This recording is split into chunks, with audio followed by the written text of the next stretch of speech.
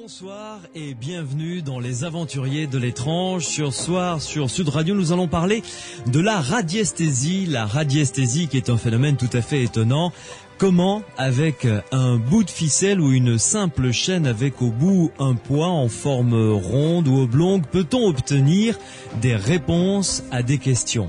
Un radiesthésiste est justement capable d'obtenir des réponses à des questions dont lui-même ignore la réponse. Alors, comment cela fonctionne-t-il ? Jusqu'où un radiesthésiste peut-il aller ? C'est ce que nous allons essayer de découvrir ce soir avec notre premier invité, Jean-Louis Crozier. Bonsoir. Bonsoir et merci de m'accueillir une nouvelle fois sur la chaîne Sud Radio. Ah écoutez, c'est avec plaisir, c'est avec grand plaisir. D'autant que nous nous sommes découverts des amitiés communes, figurez-vous. Exact. Vous habitez dans l'Ardèche, à Aubenas, une jolie petite ville, et vous êtes radiesthésiste depuis combien de temps maintenant, Jean-Louis Crozier ? Je ne peux pas dire que je suis tombé dans ce domaine, disons, en naissant ou comme... on pourrait dire comme notre cher petit Gaulois français. Oui, Obélix. Tombé dans la marmite. Oui. Et enfin, c'est un petit peu cela parce que mon grand-père était sourcier quand j'étais enfant, j'avais 4-5 ans, et je l'aidais pour chercher des sources, donc je lui mettais des pierres dans la main gauche, et lui, il avait une montre à avec une chaîne, un gousset, une montre à gousset, et chaque fois que je mettais une pierre dans sa main gauche, elle représentait 1 mètre de profondeur. Puis après, quand on avait trouvé une profondeur, on passait au débit de la source, c'est-à-dire une pierre 1 litre minute. D'accord. Mais c'était un jeu, c'était amusant. Oui.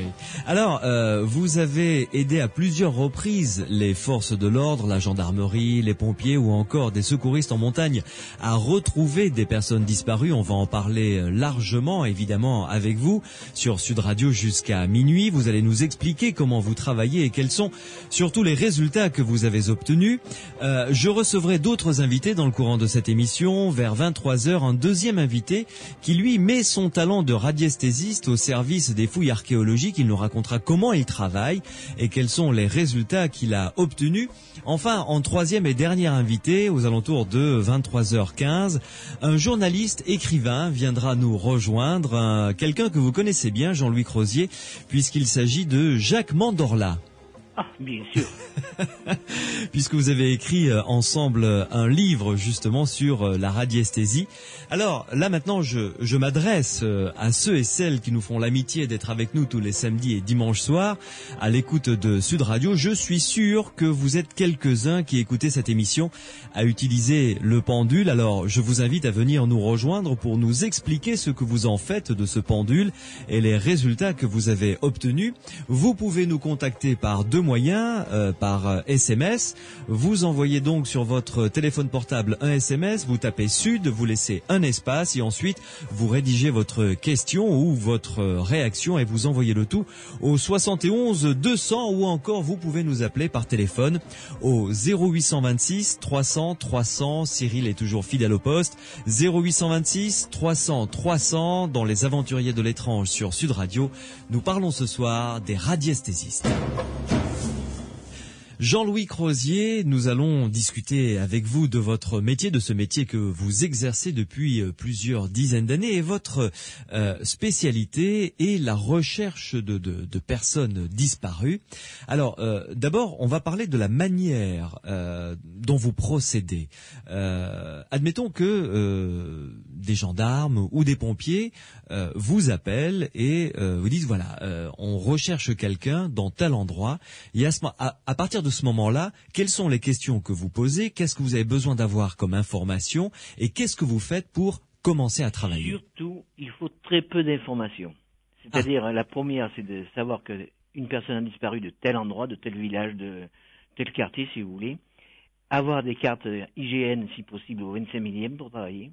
Oui. Et à partir de là, avec des photos du disparu ou de la disparue, je vais dire de suite, elle est vivante ou il est vivant, ou bien il est vivant mais il est blessé, ou pour moi, il est mort. Oui. Alors, en fonction de ces 3 questions de départ, si c'est en pleine soirée comme maintenant, supposition, la gendarmerie va dire, il fait nuit, le terrain où ça se passe, c'est dangereux, on n'a pas à faire des recherches maintenant parce qu'il y a trop de risques pour les sauveteurs. Oui. Mais si je dis le disparu est vivant et blessé, il faut y aller. Je ne peux pas vous garantir avec 100% de preuve, mais presque. Là, à ce moment-là, on m'écoute attentivement. Parce qu'il y a la vie d'une personne qui est en jeu. Mhm. Alors, supposition, quand je dis qu'un disparu est mort, hein, comme maintenant à 22 heures, que les gendarmes ou les pompiers ne font la recherche que le lendemain matin quand il commence à faire jour, Mhm. et on s'aperçoit que le matin, quand on trouve la personne là où je l'ai indiqué, elle est morte depuis 1 heure ou 2 heures. À cause de moi, on n'a pas cherché le disparu parce que je me suis trompé. Ouais. Donc, la conséquence de mon travail est très lourde. Quand on dit le disparu vivant, il faut y aller. Quel que soit le moment, même si on est fatigué, croyez-moi, ça m'a coûté très cher au point de vue santé. Les disparus m'ont beaucoup abîmé, au point de vue physique et, on pourrait dire, médical. Ouais. Bon, depuis l'âge de... J'ai retrouvé mon premier disparu, j'avais 16 ans. Donc c'était en 1960. Ah oui, effectivement, vous avez commencé très jeune. Mais alors, si je me souviens bien, notre première rencontre, vous m'aviez dit à ce moment-là qu'il fallait que vous soyez averti très vite après la constatation de la disparition. C'est-à-dire que plus on agit vite, c'est comme quand... Parce que j'ai 2 casquettes, si vous voulez. Bon, je suis radiesthésiste, c'est un peu un côté passion. Donc j'ai été pompier pour être radiesthésiste. J'ai été embauché par les pompiers pour pouvoir me déplacer avec des véhicules prioritaires, tout ça. Et ce qui me permet de vivre et aussi de faire certaines choses, je suis magnétiseur. Mmh. C'est un autre créneau. Ouais. Mais disons, c'est beaucoup moins fatigant. Donc il faut bien faire la distinction entre le métier de radiesthésiste où je peux perdre en gros 1 kilo à l'heure en restant assis dans mon bureau. Ah bon? Oui. Alors quand vous avez par malchance 1 ou 2 disparus dans la même journée et des choses urgentes, vous vous imaginez à la fin de la journée comment vous pouvez être. Ah oui, vous devez être complètement lessivé, complètement Exactement, à plat. c'est le mot, oui. Oui. Et donc j'ai retrouvé mon premier disparu, j'avais 17, même pas 17 ans encore. Et il y a peut-être un symbole dans ce premier disparu, c'est que ce jeune homme que j'avais trouvé la photo dans le journal de ma région, d'Aubenas, bon, une photo, ce jeune homme a disparu, bon, je prends la photo dans le journal, on m'avait dit que je pouvais trouver disparu, bon, je ne l'avais jamais fait. Et je prends donc l'adresse de ce jeune homme, j'avais le nom de la ville là où il habitait, Oui. donc au nord de Valence, exactement à Thonon, dans le département de l'Ardèche. Mmh. Et sur une carte de France, j'ai suivi sa trace très rapidement jusqu'à Marseille. Et mes parents avaient un plan de Marseille, j'ignore pourquoi, je ne me rappelle plus. Oui. Et sur ce plan, je trouve un quartier.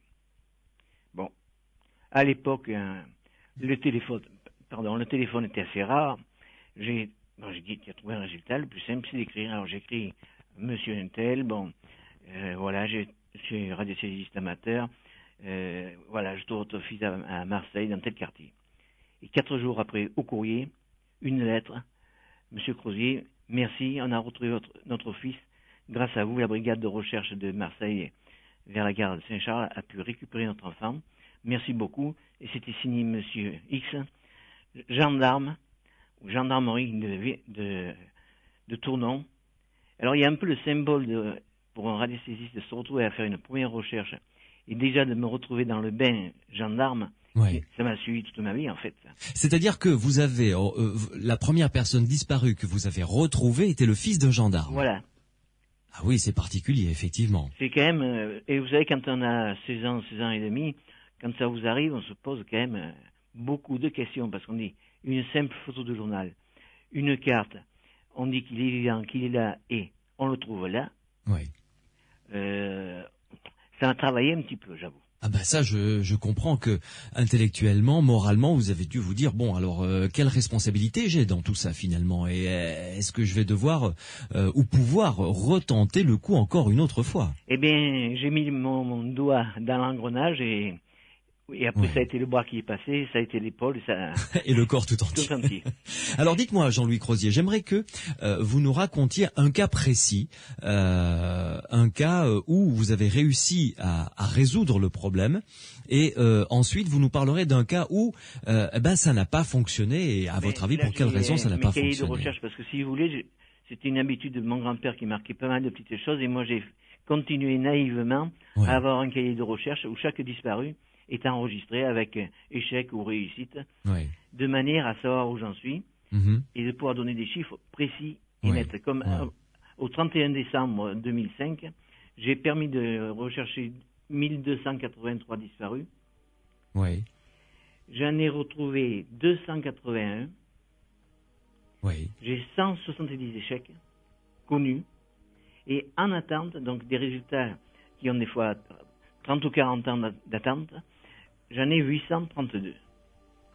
Dont on ne connaît pas la solution Non, encore. parce qu'il y en a que je suis sûr que, enfin, on est sûr que j'ai raison parce que c'est un alpiniste qui a pu disparaître dans l'Himalaya ou certains marins ou disons des confrères de télévision ou de radio, Philippe de Deleuve, Arnaud de Rosnay, beaucoup de gens comme ça. Bon, j'ai même fait des émissions pour eux, quoi. Mais bon, on est sûr maintenant qu'ils sont morts, mais on n'a jamais pu retrouver, disons, des restes de leur corps. Oui, tout à fait. Alors, racontez-nous un cas précis. Là, vous nous avez raconté rapidement quand vous aviez 16 ans, donc tout jeune homme, cette première personne disparue que vous avez permis de retrouver. Racontez-nous un autre cas que vous considérez comme une réussite. Eh bien, on va encore rester avec les gendarmes, c'est toujours plus simple. J'ai un 11 novembre, l'année je ne me rappelle pas comme ça de mémoire, mais enfin, c'était un 11 novembre, j'étais chez moi, et le téléphone personnel sonne. Bon, je décroche, et on me dit, voilà, je suis madame Untel, j'ai mon mari qui a disparu en Corse, il était parti se reposer, il devait marcher, et il y a 2 jours, il n'est pas rentré à l'auberge où il devait rester quelques jours. Alors, il y a les pompiers, il y a les gendarmes, on le cherche. Bon, tout ça. Je dis, mais écoutez, moi je veux bien essayer de faire quelque chose, mais j'ai absolument rien, j'ai pas de photo. Elle me dit, mais c'est pas un problème, on a des amis qui partent de suite de Clermont-Ferrand et qui viennent à Aubenas, qui vous apporteront des cartes, qui vous apporteront des photos. Il arrive de suite, il part, il est dans la voiture. Et ce monsieur est arrivé à environ 3h30 après, donc vers 13h30. Et de suite, bon, on va dans mon bureau. Et là, je dis, il est vivant, il est à tel endroit dans la vallée de Visanova. Elle me dit, mais qu'est-ce que vous trouvez? Ben, je dis, je le trouve de ce côté de la vallée, dans le côté ouest. Je dis, mais les gendarmes sont sûrs qu'il est du côté est. Tout le monde est là-dessus, sur le côté est. Il y a les hélicoptères, il y a les chiens policiers, les pompiers, il y avait à peu près 120 ou 140 personnes présentes. J'ai dit, écoutez, moi, j'ai point d'écho de ce côté-là. Ce monsieur est là et il est sur la montagne, environ à une espèce de bergerie. Mais c'est pas possible, enfin, etc., etc. Enfin, j'ai dit, écoutez, le plus simple, on appelle le PC de recherche et on va bien voir. Et coïncidence pour ce monsieur qui a eu de la chance sur toute la ligne, c'est que quand je décroche le téléphone de nouveau pour appeler le PC de gendarmerie, je tombe sur un gendarme qui avait travaillé en Ardèche, à quelques dizaines de kilomètres d'Aubenas, et qui me connaissait de nom.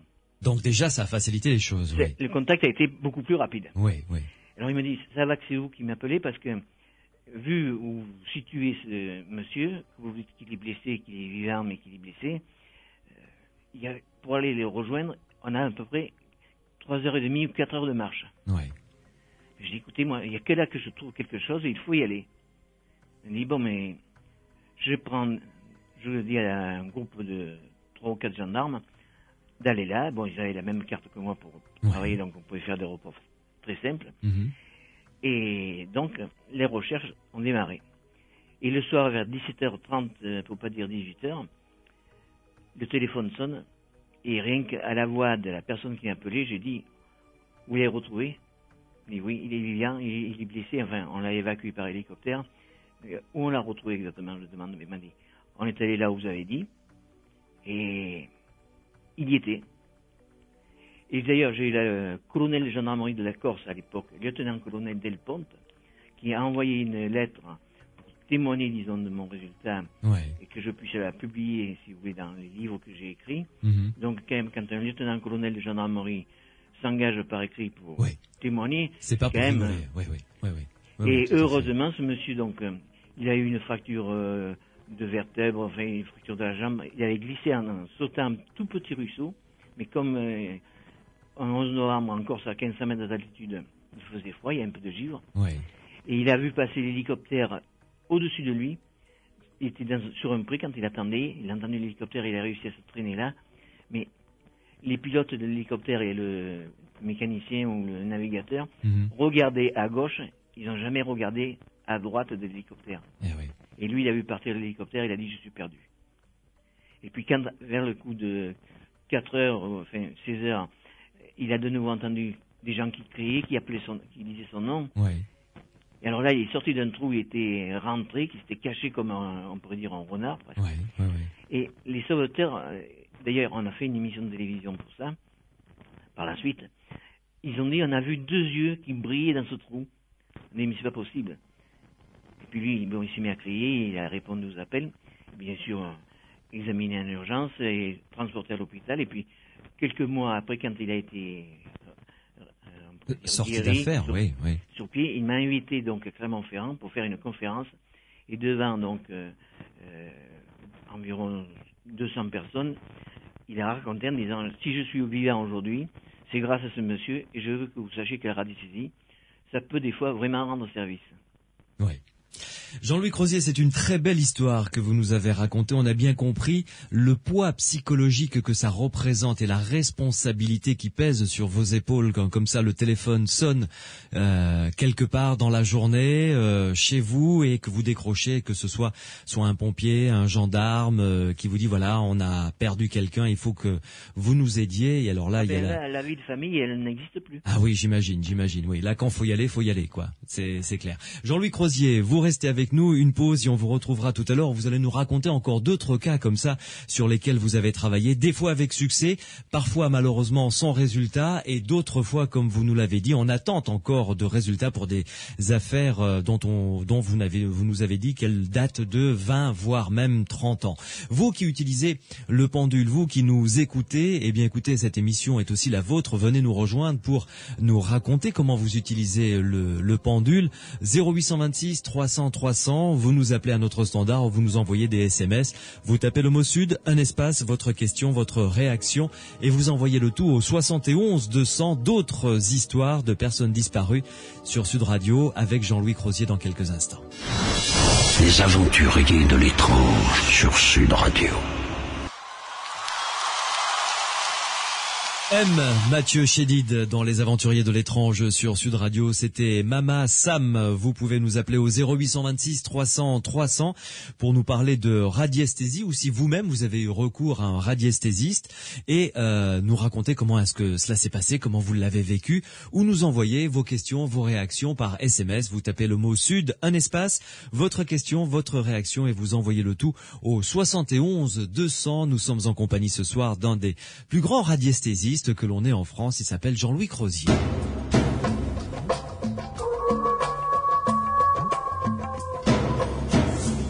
Jean-Louis Crozier, je rappelle donc que vous êtes ardéchois, que vous vivez à Aubenas, où vous êtes né d'ailleurs. Exact. Vous êtes toujours resté là-bas. Vous êtes radiesthésiste, vous êtes magnétiseur également et spécialisé dans la recherche de personnes disparues. Alors, tout à l'heure, vous nous avez raconté un cas où vous avez... terminé. Oui, vous avez réussi justement à aider quelqu'un à se sortir de la mauvaise passe dans laquelle il était malheureusement tombé. Racontez-nous maintenant un cas où malheureusement ça n'a pas fonctionné. Je vais raconter un exemple malheureusement très triste parce que ça s'est passé le 6 décembre 2002. Oui. Et il y a eu un accident, provoqué par un chauffard sur l'autoroute la 7 à la hauteur de Le Royol. Il y a eu donc 6 pompiers qui ont été tués. Oui, exact, c'est vrai. Et il y a un pompier que donc on n'a pas retrouvé le corps immédiatement. Parce qu'il avait basculé par-dessus le pont et était tombé dans la rivière en bas, c'est ça, oui. Alors 2 jours après, moi j'ai eu le chef de corps de la caserne de Loriol avec la femme, je crois, de ce pompier. Oui. Ils sont venus dans mon bureau. Et croyez-moi que ce vendredi-là, je me suis défoncé parce que c'était un collègue, donc un pompier comme moi. Oui. Et tout de suite, j'ai dit il est mort. Mais le problème, c'est que le Rhône était en crue, la rivière la Drôme était en crue aussi. Oui. Et le corps, logiquement, a été enterré sous des tonnes de gravier. Et on n'a, à ce jour, jamais retrouvé le corps de ce monsieur. On est sûr que malheureusement, il est mort maintenant. Oui. Mais on n'a même pas retrouvé un casque, ni des casquettes, ni des chaussures. On n'a rien retrouvé. Et croyez-moi, ça reste gravé dans mon cœur, c'est parce que il y a un peu le côté sentimental, on peut dire, entre gens des pompiers, de vis des pompiers. Bon. Et c'est d'ailleurs ce jour-là, le 8 décembre, que dans la nuit, j'ai eu une crise d'hypertension et je suis resté 2 jours dans le coma. Et comme je vis seul, heureusement, ma fille est venue le dimanche, elle ne me trouvait pas, puis elle a ouvert la porte d'une montée d'escalier. Elle m'a trouvé couché dans les escaliers et j'étais en hypothermie. Ah oui. Donc, évacuation, les pompiers, etc., etc. En plus, mes reins ont pris un bon petit coup, mais ça, bon, je peux continuer à travailler. J'ai perdu en partie la vue, je ne peux plus conduire, c'est pas grave, je travaille. Ouais. Mais dites-moi, Jean-Louis Crozier, ça doit être, parce que vous le prenez très à cœur, cette capacité que vous avez, vous la mettez au service des autres, et autant quand ça marche, ça doit être le bonheur, non, j'imagine. Oui, mais on oublie très vite une disparition réussie. Oui. Bon, disons, c'est fini, on n'en parle plus. D'accord. Tandis que la disparition, que ça ne marche pas, qu'on traîne pendant des semaines, des mois, alors là, vous savez, on pense, on dit, est-ce que tu as bien fait tes contrôles, tu as bien fait tes tests classiques, bon, 20 tests, ta méthode, tu as bien tout recontrôlé, surcontrôlé. Et il arrive que des fois, dans des périodes très chaudes, donc quand on a un disparu urgent, ben, on se lève la nuit, on revient dans le bureau et on recommence parce qu'on dit, tu as peut-être oublié ça. Alors, on ne peut pas dormir, on se lève. Oui. Mais il y a quand même des fois des histoires, je pense à une disparition que j'ai, alors là qui a été un peu particulière, c'était un mercredi en 1980. Oui. Et je reçois un appel téléphonique vers 18h, j'avais presque fini ma journée. Mes clients étaient partis, mes derniers clients qui étaient donc venus pour des problèmes de santé, donc par magnétisme. Et le téléphone sonne, et puis il y avait encore les demoiselles du téléphone. On me dit, vous êtes bien tel numéro, donc c'est toujours le même d'ailleurs. Oui. On vous avait un appel d'Israël. Alors bon. Sur le moment, je tiquais un petit peu parce que j'avais pas de clients. Oui. Puis ne quittez pas, on vous passe Monsieur Sharon. Qui ça? Monsieur Sharon. Ah, Monsieur Sharon, Ariel Sharon. Je sais pas son prénom. D'accord, Sharon, ok. Alors il se présente, mais je suis député à la Knesset. On a un enfant qui a été enlevé dans le pays, dans ma circonscription. Oui. On a payé la rançon, j'ai payé la rançon, mais on n'a pas rendu l'enfant. Il faut que vous veniez en Israël. Je dis, écoutez, j'ai tout juste une carte d'identité, j'ai pas de passeport, Oui, j'ai rien. oui. Il m'a dit, vous faites pas de soucis. Demain, vous portez des photos à la préfecture de l'Ardèche à Prieva. Votre passeport sera prêt, on n'a plus qu'à graffer les photos. Votre billet d'avion sera déjà à prêt. Lyon-Satolas, réservé au guichet. Et vous aurez les papiers, les visas, tout ce qu'il faut. Bon. Et donc, je dis, ben oui, d'accord, j'arrive. Bon. Et donc, 2 jours après, je décollais de Lyon-Satolas dans les premiers Airbus à l'époque. Oui. Et je suis monté dans cet avion, comme tout passager ordinaire, disons. Il y avait donc beaucoup c'était pratiquement que des juifs, il n'y avait pas on peut dire, d'occidentaux. Enfin, oui. J'étais pratiquement le seul, on pourrait dire, seul habitant de l'ouest de l'Europe. D'accord. Bon, j'étais tout seul dans ma rangée, j'étais à côté juste avant l'aile, donc je voyais bien ce qui se passait dedans, tout ça. Bon, le vol se dépasse très bien, tranquillement. Puis on se pose, on arrive sur le tarmac, et puis je regardais moi par le hublot comment était l'aéroport, tout ça. Et puis le commandant de bord nous annonce, mesdames, messieurs, nous venons d'atterrir, il fait telle température au sol, bon, le classique baratin, mais nous vous demandons de rester assis, de ne pas défaire vos ceintures de sécurité des sièges. L'armée israélienne monte à bord. Alors, moi, je regarde par le hublot et je vois effectivement des dizaines de voitures militaires qui arrivent et qui cernent l'avion. L'Air France, c'était un avion Air France, c'était pas un avion israélien. Oui, tout à fait. Qui cernent l'avant de l'avion, qui bloquent le train d'atterrissage pour pas que l'avion puisse bouger. Puis, bon, je regardais ça, je dis, mais qui c'est qu'il y a à bord pour qu'il y ait un truc pareil, Alors, l'escalier arrive tiré par un petit tracteur, bon, etc. Les militaires commencent à monter. Ils sont accueillis par le commandant de bord et puis ils rentrent avec leur mitraillette dans l'avion et tous les 3 mètres, il y avait un militaire qui était en position, disons, la mitraillette prête à tirer. Oui. Moi, j'étais dans mon petit coin tranquille. qu'est-ce qu'ils veulent? Puis tout d'un coup, le commandant de bord, mesdames, messieurs, veuillez nous écouter. On demande à monsieur Crozier de lever la main. Vous avez dû vous dire, oh là là là. Bien sûr, je lève la main. De suite, un soldat dans le dos, un soldat devant moi, et je remonte donc la moitié de la cabine. Et alors, les autres soldats évacués après l'avion progressivement. Et puis, quand je suis arrivé au niveau du commandant, disons là, pour sortir de l'avion, le commandant m'a dit, mais qui êtes-vous?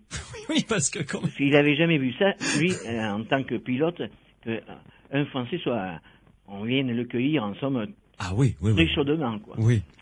Et de là, on m'a embarqué dans une voiture avec un chauffeur, trois gardes de corps, une voiture d'escorte devant, une voiture d'escorte derrière, direction donc l'immigration, où ils ont fait évacuer tout le monde, donc contrôle les papiers. Oui, évidemment. Bien sûr, pour le bagage, ils ont fait évacuer toute la salle. Je dis, mais où c'est que tu es? Mais qui c'est qui te reçoit? Mais qu'est-ce que tu as fait? J'ai dit, pourtant, les députés en Ardèche, ou même ailleurs en France, ils n'ont pas tellement de pouvoir dans un truc pareil. Ah non, oui. Et alors là, bon, tout a été fait très rapidement, et toute sirène hurlante, je suis arrivé chez M. Charon, et quand j'ai vu la maison toute clôturée avec des murs, disons, assez importants, et puis des gardes de corps, des sentinelles sur les toits en terrasse, on voyait, disons, des mitraillettes, mais je suis certain qu'il y avait aussi des bazookas. Bon, je dis, oulala. Et là, on m'a accueilli, donc Charon m'a accueilli. Oui. Et il y a eu, pendant 2 jours que je suis resté, il y avait un colonel du Mossad et un commandant qui était en permanence avec moi. Le Mossad, qui est le service secret israélien. Exactement, oui. Et donc j'ai commencé mon travail, j'ai dit, le petit garçon, pour moi, il est mort. Il est enterré. Oui. Et ça fait mal, parce que quand vous avez un gosse de 7 ans environ, qu'on a tué gratuitement, pour de l'argent, ça fait mal, ça. Et alors, bon, j'ai donné les renseignements. J'ai pas pu localiser l'enfant. Je me suis trompé d'environ 2 kilomètres, si on peut dire, sur toute la surface du territoire d'Israël. Mais j'ai pu donner un signalement de l'assassin. Oui. Et alors, le Mossad prenait des notes, tout ça, bon. Mais c'est-à-dire, là, Jean-Louis Crozier, vous l'avez vu, parce que là, vous aviez votre pendule, j'avais mon pendule, les photos de l'enfant, et des cartes assez sommaires d'Israël, malheureusement. Oui. Et bon, j'ai vu qu'il était mort et qu'il était enterré assez profondément. C'est pour ça, la difficulté, c'était qu'il y avait beaucoup de sable au-dessus de lui. Oui. Mais le portrait, ou du moins la silhouette de son assassin, vous l'avez vu de quelle manière? Il s'est imprimé dans votre esprit? Disons que j'ai réussi à tracer une image, en somme, le décrire, la couleur des cheveux, qu'est-ce qu'il pouvait faire, enfin, des petits détails qui correspondaient peut-être à des doutes qu'il pouvait avoir. Moi, ils ne m'ont rien dit sur le moment, parce que ça m'intéressait pas du tout. Et quand après, j'ai demandé quand même pas mal de pauses de repos, parce que il y avait de la tension. Et après, ça c'est le samedi, dans l'après-midi, je discutais avec le colonel qui parlait très bien le français. Puis il me dit, mais à Aubenas, il y a 15 jours, vous avez eu un petit accrochage dans votre rue qui a eu pas mal de casses de voitures. Quand vous vous trouvez à 4000 km de chez vous, quand on vous sort les détails que le chat de votre voisine s'est fait écraser ou qu'il y a des voitures. Alors là, je me suis posé des questions. Parce que pour arriver là, bon, d'abord, pourquoi j'ai été invité? Oui. Ils devaient savoir qui c'est qu'ils avaient donc convoqué. Alors là, un peu par curiosité, j'avais envie de savoir aussi. Il y a eu l'attaque des Israéliens sur Entebbe. Je lui ai dit, mais comment vous avez fait pour faire votre attaque et la réussir si bien? Il m'a dit, mais ça a été facile. On avait programmé cette éventualité dans l'ordinateur. On a appuyé sur la touche Entebbe. Alors il m'a expliqué.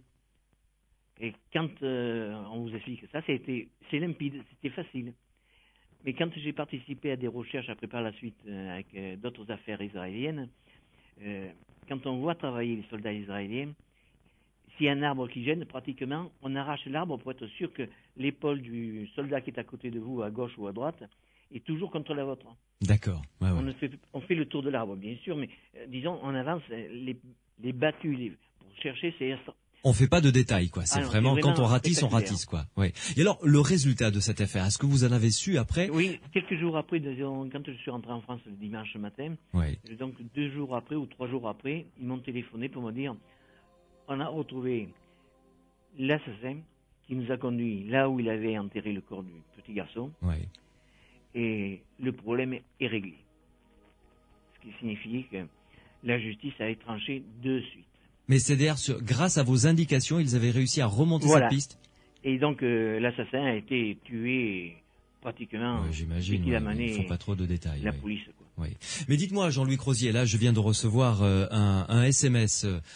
Donc, je rappelle que pour envoyer les SMS, vous tapez le mot Sud, un espace. Ensuite, vous envoyez votre question, votre réaction, le tout au 71 200. Vous n'êtes pas sans savoir, vous l'avez appris, évidemment, notre région a été secouée et est encore meurtrie par cette affaire de disparition d'une petite fille. Je connais très bien le problème. La Voilà, petite Estelle. du côté... Non, le Marion qui avait disparu. Ah, la petite Marion, oui. Voilà, oui. il y a plusieurs années. Alors là, je préfère- Est-ce que vous avez été appelé pour travailler sur cette J'ai histoire? travaillé pour la police, Oui, la brigade de recherche de police de Mhm. Toulouse, oui. mais je préfère éviter de parler de cette affaire. D'accord. Très bien. Eh bien, écoutez, on n'en parlera pas. Je me Je suis suis fait le... désolé pour la personne Non, qui a non, posé mais la non. question, mais Ouais. pour moi c'est une affaire qui me laisse un goût amer aussi parce que il y a des détails que je sais que le public ne connaît pas, Oui. que la presse ne connaît pas. Je préfère ne pas développer tout ça. Très bien. Ben, écoutez, on respectera votre volonté de silence sans aucun problème. Vous restez avec nous, Jean-Louis Crozier. Une petite question juste avant de faire une pause. Est-ce qu'il vous est arrivé de rechercher des objets disparus? Ça c'est courant, mais ça m'intéresse pas tellement. Bon. Si vous voulez, j'ai cherché des mines d'or, j'ai cherché des... Ah, intéressant, du pétrole, des choses comme ça. Je l'ai fait, en Israël aussi d'ailleurs, Oui, oui, oui. mais plus pour s'amuser, plus que les mines d'or c'est pareil, c'était disons pour faire plaisir à des scientifiques. Oui, oui, oui. Disons c'est plutôt là le genre de gadget qu'on fait par exemple dans des expériences avec des scientifiques comme le professeur Voilà. Benders Ouais. à Fribourg quand il était en vie, c'était monsieur extraordinaire, il était donc le directeur de l'université de parapsychologie. Monsieur Hans Bender, oui, oui, évidemment, oui. J'ai passé en somme 3 ou 4 jours avec lui, il est venu même en Ardèche chez moi. Oui, oui, C'est un oui. monsieur adorable. Bon, Jean-Louis Crozier, une pause et on se retrouve dans quelques minutes. Vous pouvez continuer à nous envoyer vos SMS, Sud, un espace. Vous envoyez ensuite votre question, votre réaction, comme l'a fait cet auditeur. Vous l'envoyez au 71 200, bien entendu, ou encore vous nous appelez par téléphone au 0826 300 300. Les aventuriers de l'étrange sur Sud Radio. Ne viens pas, Rock Voisine sur Sud Radio, dans Les Aventuriers de l'étrange. Ce soir jusqu'à minuit, nous parlons de radiesthésie avec notre invité Jean-Louis Crozier qui est en notre compagnie. Jean-Louis Crozier qui est magnétiseur mais également radiesthésiste spécialisé dans la recherche des personnes disparues. Je vous recommande un livre d'ailleurs, je ne sais pas, oui Jean-Louis Crozier? On parle des disparus terrestres, Oui, mais quand on vous téléphone un soir, qu'un docteur vous téléphone en vous disant « Écoutez, j'ai un problème, il s'est passé quelque chose de bizarre. J'ai un de mes clients qui est venu me voir il y a 8 jours. oui, Il est venu me demander s'il prenait des cachets, si ça donnait des visions ou tout ceci, ça. ouais. Je dis non, pas de problème, c'est un petit cachet, il n'y a pas d'effet secondaire. Mhm. Je dis pourquoi? Eh bien, vous savez, il y a 8 jours, je suis parti chasser le lapin avec la voiture, donc avec les phares. Oui, Et puis tout d'un coup, dans la forêt, dans une clairière, tout est devenu vert.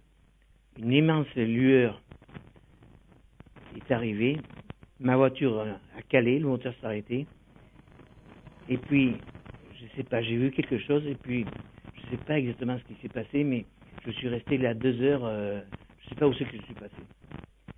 Alors, ce monsieur, qui était donc médecin et maire de sa commune, oui, me dit, écoutez, on a mis ce sujet sous c'est des médecins qui sont venus de Marseille qui l'ont mis sous hypnose, Mhm. et j'aimerais bien avoir votre avis. Est-ce que Ouais. vous pouvez venir?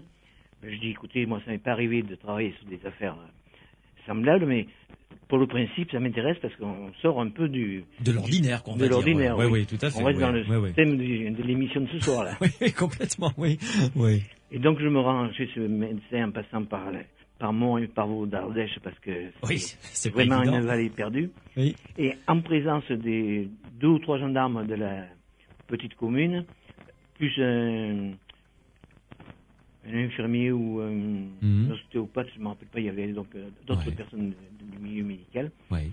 Une caméra a été branchée et on m'a donné des photos de ce monsieur et on m'a dit, ben voilà, bon, ça s'est passé tel jour, qu'est-ce que vous pouvez dire d'après sa photo? Et j'ai travaillé pendant 2 heures, 2 heures et demie. C'est là où on m'a pesé, donc, avant mon expérience et à la fin, j'avais maigri pratiquement de 1,6 kg ou quelque chose comme ça. Et mais vous perdez... j'avais pourtant bu des jus de fruits, enfin, j'avais repris un peu des forces. Et alors, le plus curieux, c'est que je suis arrivé à un moment de cette recherche qui me paraissait de plus en plus extravagante, que je suis tombé en somme, je me suis heurté à un mur en me posant des questions. Je suis arrivé à un endroit que je ne pouvais pas aller plus loin, je n'arrivais pas à progresser. Alors les gendarmes ont noté, c'était enregistré par magnéto, etc. La caméra, bien sûr, qui filmait tout ça.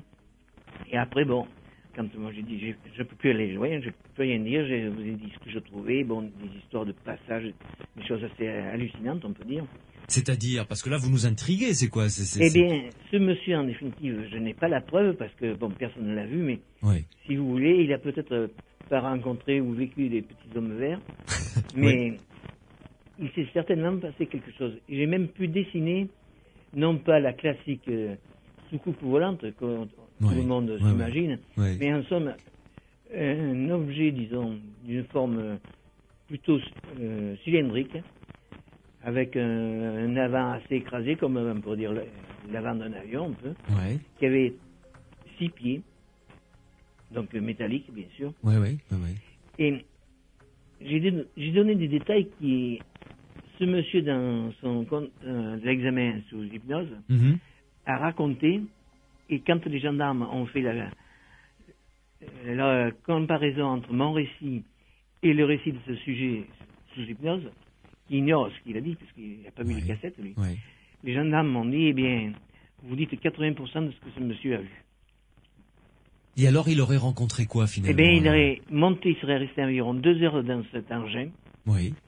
Et il a décrit des maisons qui étaient passées dans des maisons, à travers des maisons, il disait le nombre de bidons de lait qui étaient devant la ferme, ou qu'est-ce qu'il y avait dans telle pièce. Les gendarmes sont allés voir ces maisons, et effectivement, ce jour-là, ça y était, c'était bien comme ça. Et ce cas date de quand? Une vingtaine d'années, 25 ans. D'accord. Et ça s'est déroulé dans l'Ardèche, ça? Dans l'Ardèche, oui. Ah, ça, c'est étonnant, ça. Mais vous savez, en Ardèche, il se passe quand même un peu de tout. Oui, quand même, je connais bien l'Ardèche, mais quand même. Je suis d'accord avec vous, Jean-Louis Crozier, mais quand même. Là, c'est tout à fait surprenant. Je ne tire pas de conclusion, j'ai dit ce que je trouvais.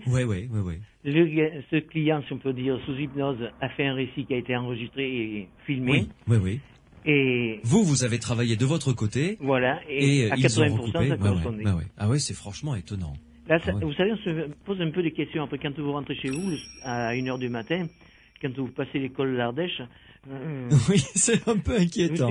Si jamais je tombais sur un objet comme ça, je serais vraiment partant. Là. Je payerais cher pour le faire. Moi aussi, je vous l'avoue, c'est vrai. Jean-Louis Crozier, on va accueillir une dame qui nous a laissé un message sur notre répondeur des aventuriers de l'étrange au 0826 300 300.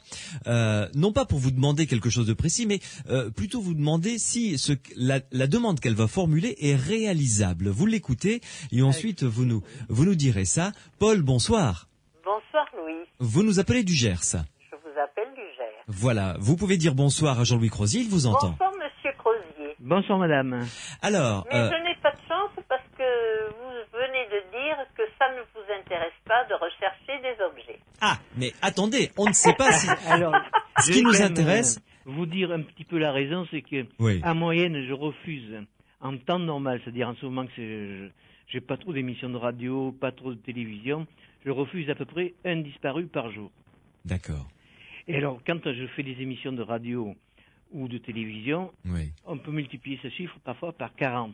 Oui, évidemment. Donc, et j'ai des priorités, je m'en excuse, mais d'abord la vie, pour moi, c'est plus important que tout le reste. Donc, d'abord, on se bat pour la vie. Quand j'ai le temps, j'ai fait des fois des recherches, je cherche des mines d'or, je cherche des trésors, mais disons, c'est pas une vraie motivation pour moi. Oui, oui, oui, on vous Je pense comprend qu'il y a tout à autre fait. chose. On vous comprend tout à fait, Jean-Louis Crozier. Mais là, Mais qu'est-ce que c'est votre problème, madame? voilà, j'aimerais qu'on écoute Paul, qu'elle nous raconte un petit peu Alors, ce mon qu'elle problème- voudrait. Et ensuite, attendez Paul, attendez quand même, laissez-moi en placer une tous les deux là. Je voudrais juste que vous me disiez, Jean-Louis Crozier, si, à votre avis, ça, c'est réalisable par un radiesthésiste ou pas. Alors, écoutons Paul. Paul, nous vous écoutons. Bon, je possédais un bracelet de famille Oui. et à Pâques 1967, je me suis rendu compte que mon bracelet n'était plus dans mon armoire.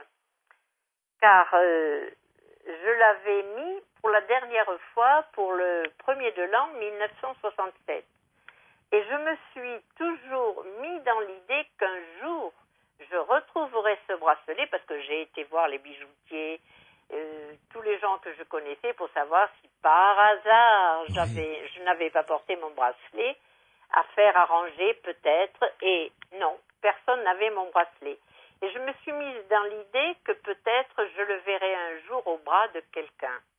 Alors, vous avez évidemment retourné toute la maison pour essayer de le Oh là là. retrouver. Et même au décès de ma maman en 1998, je pensais peut-être le retrouver dans la maison. Ouais. J'ai fouillé, je n'ai rien trouvé. Donc, ce bracelet est perdu depuis 1967. 67. Voilà. Déjà, Alors, ça fait assez longtemps. oui. Et il faudrait avoir éventuellement des photos de ce bracelet. Mais ça, bon, est-ce qu'on va le voir, disons, d'une taille suffisamment grande? Oui.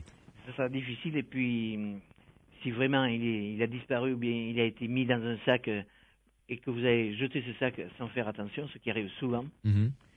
là, moi, je pense que actuellement, je peux rien faire pour ça. Oui, je m'en doute. Oui. Mais pensez-vous qu'un radiesthésiste avec un pendule puisse réaliser ce genre de choses, Jean-Louis Crozier? Ah oui, moi, on m'a eu demandé de chercher des cachettes pour chercher de l'or, il faut dire les choses comme elles sont. Et un jour, dans une vieille maison, j'ai trouvé dans des poutres en bois, donc des caches qui avaient été soigneusement travaillées, Ouais. camouflées. Mhm. Et dedans, on a retrouvé 3 ou 4 pièces d'or parce qu'il y en avait eu davantage, mais elles avaient été vendues ou pillées. Mais j'ai retrouvé les caches de 3 ou 4 cachettes possibles donc dans une vieille maison. Oui. Mais ça, bon, c'est un jeu, ça, pour moi. Oui, oui, oui, oui. Il n'y a pas la motivation que comme quand on cherche un disparu. Ah, j'imagine, bien entendu. Ma chère Paul, en tout cas, votre appel est lancé. Moi, j'ai vos coordonnées. Oui. Si un radiesthésiste, vous l'avez perdu où d'abord? Parce que c'est, oui. Ah, ben ça, je n'en sais rien. Non, mais je veux dire, vous habitiez où au moment où vous l'avez perdu en 67? Mais j'habitais dans la maison où je suis. D'accord, donc dans le Gers, hein? Ouais, oui. Voilà, ça reste géographiquement localisé Ah oui, dans oui. notre Grand Sud, hein? D'accord. Le Donc, Gers ou alors dans la maison de mes parents à Tarbes. d'accord, Voilà. ça reste C'était encore dans le l'un Grand ou Sud. l'autre. D'accord. Alors, si un radiesthésiste nous entend, ou une radiesthésiste nous entend, et a envie, pourquoi pas, de relever le défi, ne serait-ce que par expérience, comme ça, pour tenter le coup, eh bien, qu'il nous appelle au 0826 300 300, et on le mettra en relation avec vous, et on verra ce qu'on peut faire. Je ne peux pas faire mieux, ma chère Paul. Eh bien, ça ne fait rien. Mais je vais dire à Monsieur Crozier que j'ai rencontré un jour une dame en 1982, une dame qui travaillait comme lui, c'est-à-dire, ça s'est passé à Miradou, dans le Gers. Oui. Je me suis garée sur la place du village, je demandais un renseignement et cette personne âgée m'a demandé de la suivre chez elle. Et lorsque j'ai été chez elle, elle m'a dit qu'elle enlevait le feu, elle m'a dit comment elle faisait. Oui, oui, oui. Ensuite, c'est la raison pour laquelle je vous ai demandé la prière que vous possédiez, Oui, oui. que vous m'avez envoyée. Très bien. Et ensuite, elle m'a montré un plan du Lot-et-Garonne parce qu'elle aussi travaillait avec la gendarmerie pour retrouver des personnes et elle m'a montré comment elle pratiquait aussi. Mhm. Vous voyez que le hasard est... Et parfois Et bien grand. étrange, hein? Oui, Ouais, c'est vrai, ouais, ouais. c'est vrai. Merci. Tout comme je possède un pendule. Oui, oui. Et là, en 1982, un après-midi, j'ai dit à mes amis, je veux un pendule. Et 3 semaines après, je vais chez mes parents, Ouais. mon père étant décédé. Dès que j'arrive, maman me dit, viens voir ce que j'ai trouvé dans les affaires de papa. Et qu'est-ce que c'était? Un pendule. Mais n'oubliez pas, Voilà, alors j'ai un pendule comme tout le monde. Oui, mais n'oubliez pas que le pendule par lui-même ne vaut absolument rien. Ce n'est pas le pendule qui fait de la radiesthésie, c'est le radiesthésiste. Ah oui, mais ça, je sais. Oui, Oui, mais enfin, oui. il faut quand même le dire à certains auditeurs, parce que on achète un pendule et puis on va faire n'importe quoi. Ah oui, ah non. Moi, je l'ai pas acheté, hein. Je l'ai Non, pas mais acheté. c'est pas la question. Vous savez, un pendule, c'est un objet un peu lourd, au bout d'une ficelle ou d'une chaîne ou d'une chaînette. Ça marche très bien. Oui. Mais ça n'a aucune valeur par lui-même. C'est Ah ben oui, oui, ça, c'est je le vois. radiesthésiste ou la radiesthésiste qui fait la valeur, évidemment, de Bien sûr, bien de la sûr. recherche. Oui, oui. Bien Mais sûr. vous savez, moi, je travaille bien souvent à main nue, c'est-à-dire sans pendule, Oui. pour démarrer une recherche, c'est-à-dire savoir s'il est disparu, est vivant, blessé ou mort. Mhm. Je travaille bien souvent au départ à main nue. Après, bon, pour affiner le résultat, pour travailler sur carte, Ouais. un doigt sur une carte au 25 millième court environ un bon kilomètre ou 2 kilomètres. Tandis que mon pendule que je me sers, j'arrive à préciser à 80 mètres près, je peux arriver à vraiment quelque chose de très précis. Oui. Mais comment avez-vous choisi votre pendule, Jean-Louis Crozier? Eh bien, en fait, j'ai eu des pendules classiques que j'ai acheté. Et puis là, celui que j'en ai plusieurs. Je l'ai carrément fait faire pour moi, parce que je le voulais lourd, c'est-à-dire environ 100 grammes, Mhm. et surtout avec une pointe très fine, c'est-à-dire qu'il y a une masse importante juste à la prise de la chaîne. Il y a un œilleton là qui me permet de tenir donc le pendule par une petite chaîne, Mhm. et j'ai une pointe qui doit faire dans les 4 à 5 cm de longueur, qui me permet de travailler sur des cartes, et on a l'impression quand on me regarde faire que pratiquement le pendule ne bouge pas, parce que je travaille très vite, un peu comme un match de ping-pong.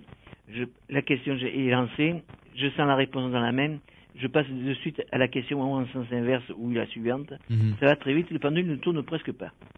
D'accord. Et comment avez-vous conçu ce pendule? C'est-à-dire que est-ce que vous êtes levé un matin en ayant le plan du pendule dans la tête ou ça s'est déroulé comment? Il y a un petit peu de cela. J'ai, disons, eu envie d'avoir un pendule assez lourd par rapport à ceux qu'on trouve dans le commerce. Il est en laiton, donc un métal tout à fait banal. Je l'ai fait tourner dans un petit atelier qui avait donc les machines. Et je l'ai dessiné parce que mon premier métier c'était dessinateur en Ouais. bâtiment. D'ailleurs, ça m'a beaucoup servi pour savoir lire les cartes. Oui. Et c'est venu presque très vite. J'avais le désir que le pendule soit, disons, la pointe soit très légère. En somme, quand je me mets à travailler, que je sente que de suite la pointe est tendance à partir, si vous voulez. Ouais. Alors qu'un pendule rond ou une masse sphérique, ça décolle moins vite. Pour moi, je perds du temps. Oui, très bien. Alors, Jean-Louis Crozier, beaucoup de SMS sont arrivés. Je vais vous poser les questions dans quelques minutes pour que vous puissiez répondre à ceux et celles qui nous ont envoyé tous ces SMS concernant la radiesthésie. Vous pouvez continuer à le faire. Sud, un espace, vous envoyez votre question, votre réaction au 71 200 ou comme Paul, vous pouvez nous appeler au 0826 300 300 0826 300 300. Après la pause, nous allons accueillir un deuxième invité, un autre radiesthésiste qui s'appelle Monsieur de la Clergerie, qui lui travaille plutôt sur des vestiges à découvrir avec son pendule. Sud Radio, les aventuriers de l'étrange. Johnny Hallyday avec cette nouvelle chanson intitulée La paix sur Sud Radio. Dans Les aventuriers de l'étrange, nous parlons de radiesthésie ce soir jusqu'à minuit. Sud Radio, les aventuriers de l'étrange. Nous sommes en compagnie de Jean-Louis Crozier qui est radiesthésiste à Aubenas. Jean-Louis Crozier, nous allons accueillir un collègue à vous qui s'appelle Monsieur de la Clergerie, François de la Clergerie. Bonsoir. Bonsoir. Vous avez une spécialité, François de la Clergerie.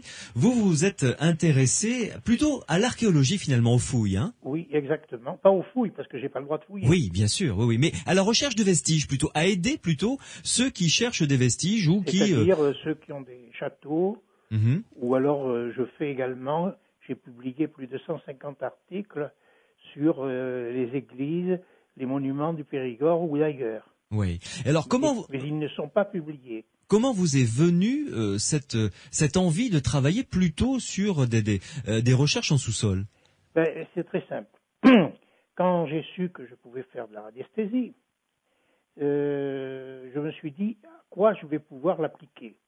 Parce qu'il faut chaque fois qu'on peut faire du pendule, savoir à quoi on va l'occuper. Vous voyez ce que je veux dire? Tout à fait, oui.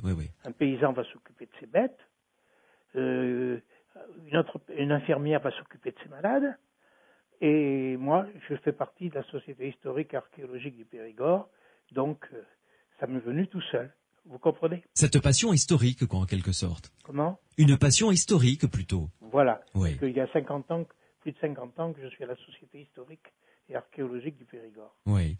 Et alors, racontez-nous par exemple, un exemple de quelqu'un qui est venu vous voir et qui dit voilà, moi j'ai un terrain, j'aimerais peut-être faire des travaux, mais bon, je voudrais savoir d'abord si je ne vais pas esquinter quelque chose qui est en sous-sol.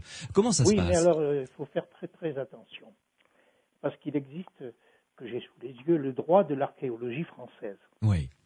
Du moment que vous savez que vous avez un trésor ou des monuments sous chez vous, ou des souterrains, ou des tours, ou des tombes, vous n'avez pas le droit de fouiller, parce qu'il faut une autorisation de la préfecture. Oui, ce qui paraît normal, c'est vrai. Oui. Alors j'ai quelqu'un l'autre jour qui m'a dit, monsieur, j'ai trouvé ça et ça, vous m'avez dit ça, il y avait une voyante qui lui avait dit ça aussi, je vais demander l'autorisation à la préfecture.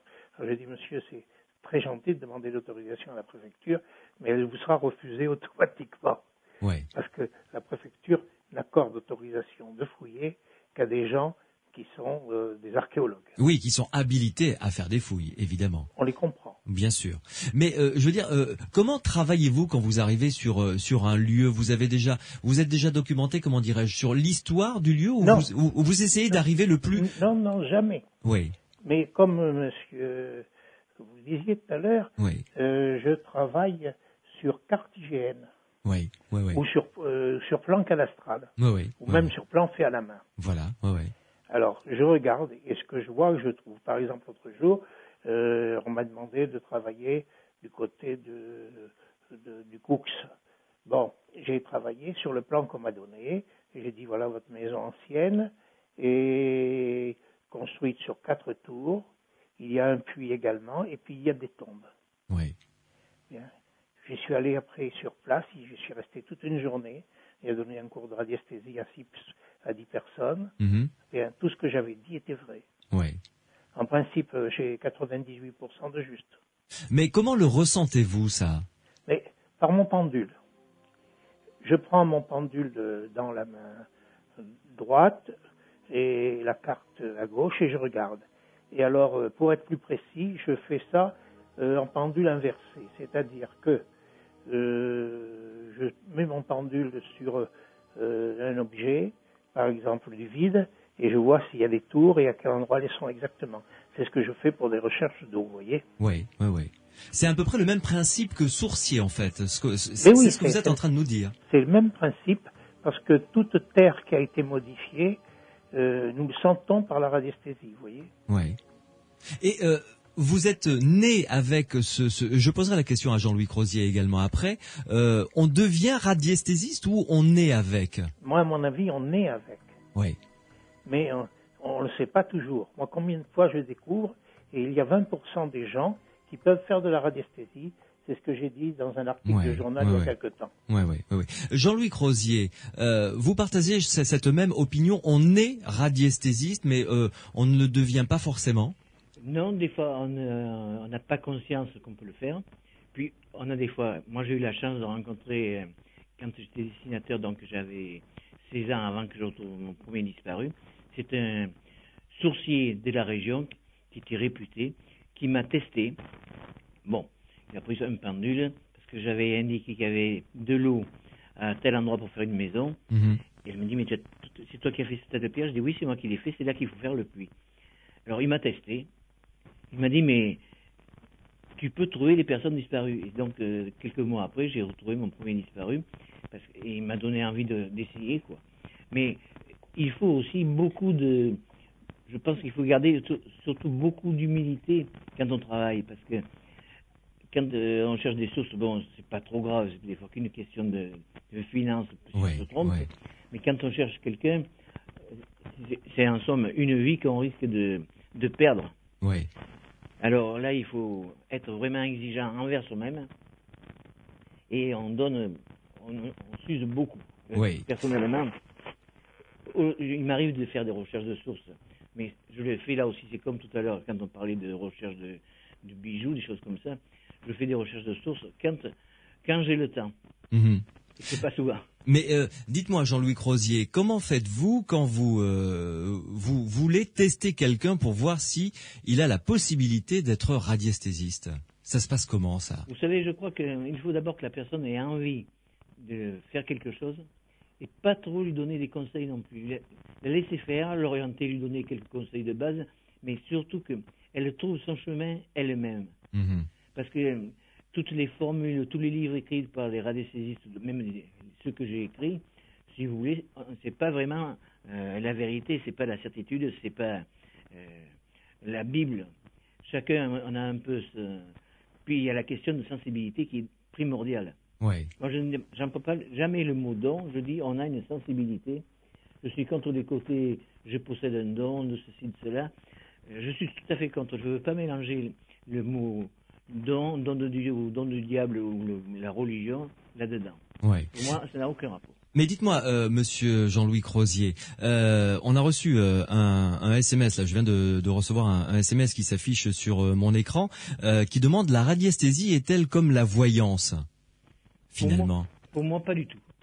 Ah. Il m'est arrivé quand même de faire des voyances, je peux dire, dans une disparition, vous pouvez penser à ça. J'ai vu un soir à minuit une grande journaliste d'un très grand journal français au point de vue tirage, et elle est même un grand reporter. Elle me contacte en catastrophe sur le coup de minuit pour me dire: Jean-Louis, j'ai un ami qui est parti brutalement d'un restaurant, il a dit qu'il en avait marre, qu'il allait se noyer. Bon, je me lève, je vais dans le bureau parce que je possédais la photo de ce monsieur. Il faut bien préciser cette chose. Je l'avais sonné pour une autre raison. Et j'arrive dans mon bureau, je trouve son dossier et je commence mon travail. Et je vois ce monsieur qui était en train de rentrer dans la mer. Donc là, je peux dire que j'ai vu une image bouger, une vraie image bien réelle. J'ai vu ce monsieur qui rentrait dans la mer et qui avançait vers le large. Et je n'ose pas dire que j'ai posé mentalement mes mains sur ses épaules pour le faire retourner vers le rivage, mais c'est ce que mentalement je voulais le faire revenir, et par la pensée, j'avais l'impression de poser mes mains sur ses deux épaules. Ouais. Et tout d'un coup, j'ai senti qu'il s'arrêtait et qu'il regardait de nouveau la côte. Alors je dis à ma journaliste qui était en ligne, je dis: écoutez, Marie-Thérèse, moi je vais me coucher parce que il revient à la plage, il revient vers la voiture, c'est fini, on est tranquille. Il me dit: mais vous êtes fou, laissez pas comme ça, qu'est-ce que vous faites? Restez en ligne. Et puis la femme de ce monsieur est arrivée juste sur ses entrefaites. Elle avait un téléphone où il y en avait un dans la voiture. Bon, bref, elle a téléphoné pour dire: ça y est, je l'ai récupéré. Mais là, j'ai vu le site que je ne connaissais pas à l'époque, et peut-être 10 ans après, un jour en me promenant, disons, du côté de Sifour-Plage, on arrive dans cette petite calanque, petite baie. Je dis à ma femme: mais on est déjà venu ici, je connais ça. Elle me dit: mais on n'a jamais mis les pieds ici. Elle me dit: alors, où tu es venu avec quelqu'un d'autre? Oui. Bonjour l'ambiance. Oui. Et puis, tout d'un coup, ça a été le flash. Je dis: mais c'est là où le disparu de Marie-Thérèse, c'est là que j'ai trouvé. C'était là, je vois les rochers, je retrouve tout. Ouais. Eh bien, là, cette image que je ne connaissais pas, là, j'ai fait, on peut dire, une voyance. Oui. Ou du moins, j'ai eu un flash. Voilà, mais là, c'était vraiment le cas exceptionnel. Oui, c'est pas tous les jours qu'on peut le faire. Oui, tout à fait. Puisqu'on reste toujours un peu dans les temps, c'est peut-être pour faire une petite pause là-dessus, c'est que, par exemple, pour le tsunami d'Asie, je ne l'ai pas ressenti. Mais quand il y a des tremblements de terre, disons Afrique du Nord, ou France ou Espagne, je suis dans mon lit et je fais le tour de mon lit, je ne peux pas dormir. Vous le sentez? Je le prévois, disons, 24 heures à l'avance ou 36 heures suivant l'intensité du tremblement de terre, alors que celui d'Asie, je n'ai rien ressenti. Je le dis franchement, je peux dire que j'ai ressenti. Non, j'ai rien ressenti. Oui. Et quand ça vous arrive, j'ai mis longtemps pour comprendre ce phénomène. Et puis un jour, là aussi, je dis: bon sang, tu écoutes la radio le lendemain matin, on annonce un tremblement de terre. Et pourquoi cette nuit, tu as fait que tourner dans ton lit alors que j'avais pas mangé plus que d'habitude, j'avais pas bu plus que d'habitude, mais alors vraiment énervé. Oui. Dites-moi, c'est très animal ça comme réaction, puisque les animaux sentent bien à l'avance les tremblements de terre arriver. C'est exact. Enfin, on commence à dire maintenant, c'est vrai, alors que jusqu'à présent, c'était un peu de la légende, mais vous savez, les animaux, ils ont 4 pattes, en général. Oui. Et donc, suivant les zones où ils sont, on l'a vu en Thaïlande, bon, mais les éléphants, au moment... les chèvres, tout ça, tous les animaux étaient partis. Soigneusement, pris la poudre d'escampette pour remonter sur les collines. Oui. Y compris, les poissons avaient déserté la zone où s'était produit le tsunami. Et oui, exactement. Les poissons aussi étaient partis. Je reviens vers vous, François de la Clergerie, pour revenir à cette application que vous faites de la radiesthésie. J'aimerais que vous essayiez, si tant est que c'est possible, de nous expliquer quand vous êtes sur le terrain avec votre pendule, qu'est-ce que vous ressentez pour dire, par exemple, là, sous mes pieds, il y a une construction qui est à 1 mètre ou 2 mètres sous terre. Comment sentez-vous cette différence ? Par mon pendule qui tourne plus ou moins. Plus ou moins vite, vous voulez dire, c'est ça ? Parce que lorsque un sol a été remué, il n'a plus le même magnétisme à cet endroit-là. Même si ça a été fait il y a plusieurs dizaines d'années, plusieurs centaines d'années. Il y a 10 000 ans et que ça a été fait. Oui. Et regardez le cas des grottes, regardez les gars de ça, on le trouve parce que c'est une des références de magnétisme. C'est toujours de magnétisme qu'il s'agit. Oui, et même ça marche. Enfin, c'est le même principe que vous ressentez lorsque vous passez à côté d'une roche et qu'il y a une cavité derrière, par exemple. Vous sentez cette différence ? Il faut que je passe dessus pour le voir. Oui. Mais pas à côté. D'accord. Ou alors il faut que je prenne à ce moment-là une bouteille vide, mon pendule, et que je cherche. Pourquoi une bouteille vide ? Parce que ça me fait signe de quelque chose de vide, qui a une cavité à cet endroit-là. Ah oui, c'est un témoin pour moi. D'accord. Parce que nous travaillons beaucoup avec témoins. Oui. Et alors, je vais vous poser la même question que j'ai posée à Jean-Louis Crozier. Vous sentez, vous, quand quelqu'un a cette capacité d'être radiesthésiste ? Non, je le sens pas, je le devine un peu. Oui. Et à ce moment-là, je lui prends son magnétisme, son taux de magnétisme. Parce que tout le monde a un taux de magnétisme. Avec le pendule, ça vous Avec le pendule. C'est-à-dire que je lui fais mettre un doigt ouvert, un doigt de la main droite, et avec mon pendule, je regarde le nombre de tours, ou je peux regarder aussi, si je veux, la distance à laquelle mon pendule s'arrête. Oui. Je préfère regarder le nombre de tours, parce que ça m'indique en fonction du nombre de tours ce que la personne peut faire. Si elle a 18-20, elle peut faire de la radiesthésie. Oui. Si elle a 50, elle peut soigner les gens. D'accord. Ça, c'est vous qui l'avez découvert à force de le travailler. C'est moi qui l'ai découvert à force de travailler. Et je dis aux gens, surtout à 50, n'en faites pas trop, ne vous fatiguez pas trop. Il faut avoir une certaine puissance. Moi, j'ai 76. Oui. %. Jean-Louis Crozier, quand vous testez, entre guillemets, quelqu'un, comme vous savez, quand vous nous avez raconté cette histoire avec votre père, vous lui mettiez les cailloux dans la main gauche. Avec mon grand-père, oui. Avec votre grand-père. 1 caillou dans la main gauche, 2 cailloux dans la main gauche pour la profondeur. Ou bien voilà. 1 litre d'eau minute, ou 2 litres d'eau minute, ou 5 litres d'eau. Oui. Mais comment vous le sentiez, ça? Tout simplement le pendule, la montre que mon grand-père tenait, ou que moi je m'amusais à tenir aussi. Quand j'arrivais à la profondeur, qui correspondait, mettons, à 5 mètres, quand j'avais les 5 petites pierres ou gravillons dans la main, le pendule s'arrêtait. D'accord. Tout simplement. Oui. Après, bien sûr, c'est une méthode un peu complexe et difficile à mettre en application quand on travaille que sur carte, parce que moi, ma clientèle, elle est mondiale au point de vue disparition, donc c'est surtout les cartes qui m'intéressent, et mon rêve, ce serait d'avoir un jour, au lieu d'avoir un bureau qui est une dalle de verre toute simple, j'aimerais que, en somme, cette dalle de verre soit un écran de télévision, et que je sois relié avec un satellite spot pour avoir la cartographie de toute la Terre entière en temps réel. Et je pense que je pourrais pas me payer le branchement, mais je pense que même au point de vue administratif, je pense que ça coûterait moins cher des fois que de faire mettre des dizaines de pompiers ou de gendarmes. Je pense que je serai économique. Oui. Alors dites-moi, Jean-Louis Crozier, on va recevoir Jacques Mandorla, que vous connaissez bien, qui est journaliste écrivain, qui a beaucoup travaillé dans le domaine des phénomènes paranormaux. Il a écrit avec vous, puisque vous avez publié un livre qui s'intitule ABC de la radiesthésie aux éditions Jacques Granchet, dans la collection Ésotérisme. Une question qui vient d'arriver par SMS.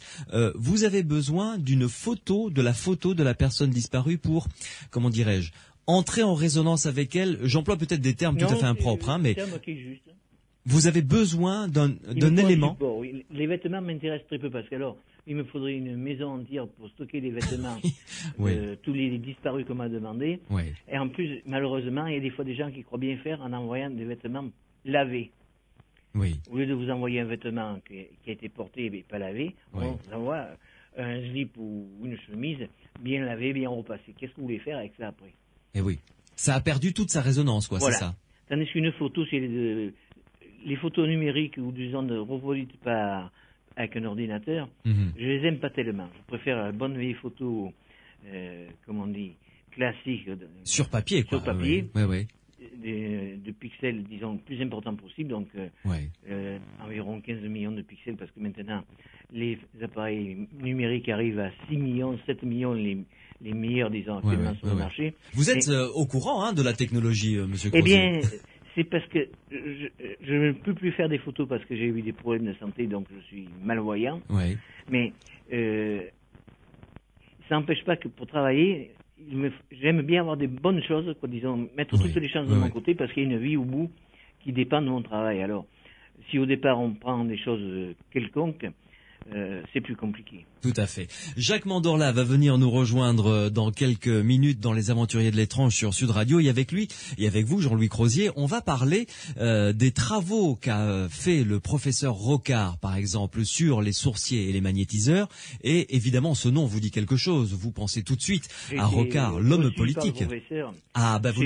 Vous nous raconterez ça dans quelques minutes, Jean-Louis Crozier. Le professeur Rocard, qui a été le père de monsieur Rocard, le politicien français qui a été Premier ministre de la France. Eh bien, c'est de lui dont il s'agit, de son père, donc du professeur Rocard, qui a mené de très très belles études sur les sourciers et les magnétiseurs. Nous en parlerons avec Jacques Mandorla dans quelques instants. Sud Radio, les aventuriers de l'étrange.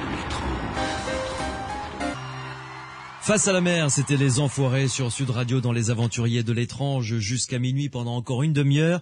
Nous parlons de la radiesthésie. Vous pouvez nous envoyer vos SMS Sud, un espace, et ensuite vous envoyez votre réaction, votre question au 71 200. Je serai votre porte-parole. Ou encore, vous pouvez nous appeler au 0826 300 300 si vous voulez, avec grand plaisir, participer à cette émission. 0826 300 300. Sud Radio, les aventuriers de l'étrange. Jean-Louis Crozier est en notre compagnie. Jean-Louis Crozier, radiesthésiste. Un SMS vient d'arriver, Jean-Louis Crozier, je me dois de vous poser cette question qui demande combien demandez-vous pour rechercher les personnes disparues? Eh bien, c'est facile à vous répondre. Oui. D'abord, la première question, quand je travaille pour la police, gendarmerie ou pour les pompiers, je ne fais pas payer. D'accord. Quand une famille me contacte, donc personnellement, actuellement depuis 5 ans, je prends 180 €, TVA comprise, parce que je paye la TVA en tant que professionnel, si on peut dire. Oui, bien sûr, oui. Et le travail, disons, peut durer 1 jour, 6 mois, 1 an, sans somme un forfait. D'accord. Et pour les malades, alors là, le tarif est un petit peu différent, donc je sonne les gens aussi toujours sur photo, parce que mes clients sont 4 coins du monde. Donc je prends 50 € pour m'occuper d'eux pendant 1 mois tous les jours. D'accord, très bien. Jean-Louis Crozier, nous avons au bout du fil quelqu'un que vous connaissez bien, Jacques Mandorla. Bonsoir Jacques Mandorla. Bonsoir Louis, bonsoir Jean-Louis. Bonsoir Jacques. Je suis ravi de vous recevoir dans les Aventuriers de l'étrange, Jacques Mandorla, car nous avons eu le plaisir tous les deux de nous côtoyer pendant quelques années, lorsque je réalisais l'émission qui s'appelait Les Secrets du Mystère. Ah, exactement, c'était un grand plaisir partagé, croyez-le bien. Et nous avons évoqué pas mal de dossiers ensemble. Alors là, je vous ai demandé d'intervenir parce que vous avez écrit avec Jean-Louis Crozier ce livre dont je rappelle le titre, ABC de la radiesthésie, aux éditions Jacques Marc Granchet. D'abord, est-ce qu'on le trouve encore ce livre? Parce qu'il a été publié il y a quelques années maintenant quand même. Il a une quinzaine d'années, mais il se vend tous les ans très très bien et en progression constante. Donc c'est un livre d'initiation pour la radiesthésie, donc le pendule et la baguette.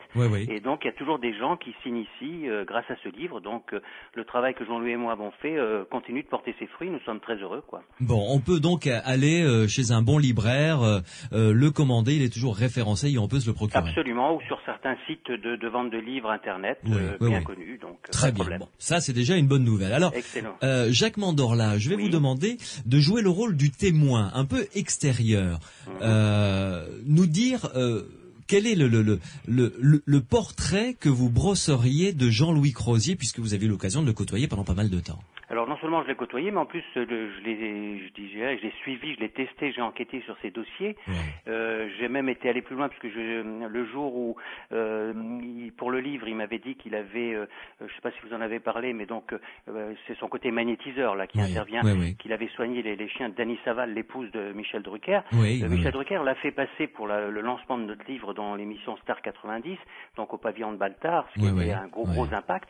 Et donc, lors de son passage à Paris, j'avais dit à Jean-Louis, je vais t'organiser une rencontre avec le professeur Rocard, dont on va reparler, grand physicien. Et donc, Rocard l'a testé chez lui, donc dans le 5e arrondissement, et on a vu que les résultats étaient excellents au niveau de la sensibilité radiesthésique, comme disait Rocard. D'accord. Alors, parlons justement de ces expériences qu'a menées le professeur Rocard. En quoi consistait-elle ? Alors le professeur Rocard, donc qui, rappelons-le, en 1962 a été le premier physicien français à écrire à propos des sourciers. Donc c'est un livre qui s'appelait le signal du sourcier. Il a démontré mathématiquement, physiquement, que les sourciers trouvaient l'eau, mais sentaient une différence de potentiel électromagnétique dans la Terre. Donc c'était pas l'eau en tant que telle qui est un corps inerte, mais c'était le fait que ça soit qu'il y ait un champ électromagnétique en somme qui soit là, et ils sont très très sensibles, les sourciers et les magnétiseurs. On peut dire que ces capacités radiesthésiques sont identiques chez les magnétiseurs et les sourciers. D'ailleurs, beaucoup de magnétiseurs peuvent faire de la radiesthésie et des radiesthésistes peuvent être magnétiseurs. Bon, Jean-Louis, il fait les deux. Donc dans la journée il est magnétiseur et la nuit il cherche des disparus avec son pendule. Je ne sais pas quand est-ce qu'il dort, Jean-Louis Crozier, mais bon. Et donc pour moi c'est un des sujets psy, si on peut dire ce terme, un des sujets psy français les plus étonnants, je dirais, du monde contemporain d'aujourd'hui. Sa modestie dut-elle en souffrir? C'est vraiment quelqu'un qui est hors norme. Hors norme et d'une modestie, mais ça les auditeurs de Sud Radio ont dû se rendre compte déjà depuis le début de votre émission, très très modeste, alors que ce qu'il trouve, et on peut donner ses statistiques si vous le permettez, donc enfin, je ne sais pas s'il les a bien évoquées, il est toujours discret là-dessus, mais à ce jour, sans me tromper Jean-Louis, il y a eu plus de 1200 recherches que tu as faites. 1283. Voilà, 1283 depuis 1960, ça fait 45 ans. Donc, je vais prendre le chiffre de 2005 parce que 2006 est encore terminé. Voilà, donc sur 1280 recherches, il y a à peu près combien? 400 cas résolus dont on a la réponse aujourd'hui. 1283 recherches que j'ai acceptées. Oui. 170 échecs. Retrouvés 281. Mais surtout, il y a 832 disparus qui sont en attente. C'est-à-dire qu'on n'a pas la réponse, ni par les gendarmes, ni par la police, ni par la famille. Exactement. Donc, mais quand on fait la statistique, c'est-à-dire on enlève ces cas puisqu'on n'a pas la réponse, sur les cas qu'il reste, donc il a 281 retrouvés grâce à ces précisions qu'il a données aux gendarmes, ça veut dire près de 65%.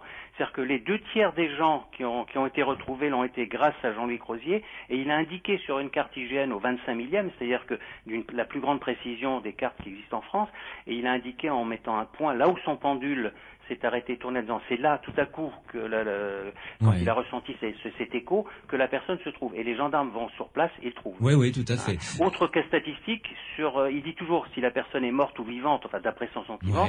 Et là, j'ai regardé, donc j'ai étudié ces statistiques, 100% juste. C'est-à-dire qu'il prévient avant et on trouve la personne dans l'état qu'il a dit, c'est-à-dire morte, hélas, ou vivante. Dites-moi, Jean-Louis Crozier, quand vous indiquez un point et que les gendarmes se rendent sur le lieu et vous disent voilà, on l'a trouvé à l'endroit où vous avez dit, donc ça va, là c'est une réussite, mais s'ils le trouvent à 10, 15 ou 20 mètres, Combien de mètres vous accordez-vous Disons que c'est la pointe de mon pendule qui me donne le point de précision. Oui. Plus mon pendule est vraiment pointu, Mhm. je peux travailler à 40-50 mètres près sur la carte. D'accord. Oui, mais ce que Jean lui dit pas, c'est qu'il considère qu'il fait échec s'il a trouvé à plus de 500 mètres Ah oui, ça de c'est l'endroit un qu'il a échec, donné. là. Je trouve qu'il est très sévère avec lui-même parce que 500 mètres c'est pas beaucoup, mais lui dit pour une battue des policiers et des gendarmes c'est beaucoup 500 mètres. Ouais. Et je trouve qu'il est sévère. Parfois, en Australie, en restant chez lui à Aubenas, dans l'Ardèche, il a indiqué, je me souviens, c'était un enfant qui avait été enlevé, un kidnapping. C'était à plusieurs milliers de kilomètres que l'enfant a été Se trouver, oui. trouvé. Ouais. Et donc, il s'était trompé de, je sais pas, quelques 800 ou 900 mètres, hein, Jean-Louis. Ou 1000 mètres. Et il a dit échec. Mais nous étions à 3000, enfin, il était à 3000 kilomètres de distance. C'était quoi ce cas, Jean-Louis Crozier? Honnêtement, de mémoire, là, j'ai Oui, pas vous en souvenez pas. l'image vraiment dans la tête. Ouais. Mais donc d'autres là- affaires on m'a dit que je m'étais trompé de 100 mètres, alors que j'ai des milliers d'hectares à prospecter. Ouais. Et le médecin qui m'avait contacté, quand j'ai dit que sa mère était morte, il était d'abord parti sans me dire au revoir ni même merci. Puis 3 semaines après, ou quelques jours après, dans le journal, Madame 2 Ouais. a été retrouvée morte. Bon, j'espérais un appel de sa part. Il n'est pas venu. Et alors, un beau jour, peut-être 15 jours après, je lui ai téléphoné. Il me dit, oui, mais effectivement, vous avez raison, ma mère est morte, mais alors vous êtes trompé. Alors, je dis, mais alors où c'est qu'on l'a retrouvée? J'ai les cartes sous les yeux, dites-moi où exactement on l'a retrouvée. Il m'a dit, on l'a retrouvée à 80 mètres de là où vous m'avez dit. Ah ben, je dis, mais monsieur, je me suis trompé. Donc je marque échec sur des milliers d'hectares. Oui, effectivement. Vous placez la barre très haut, hein, Jean-Louis Mais Crozier, vraiment. c'est normal parce que si je veux avoir mon crédit au point de vue gendarmerie, quand je dis à des hommes grenouilles, il faut plonger là parce que c'est là qu'il y a le corps du disparu. Oui. Et encore maintenant, on m'interdit depuis longtemps d'aller travailler au bord de l'eau parce que j'ai fait peur à mon chef de corps à l'époque pour rechercher 2 enfants qui s'étaient noyés.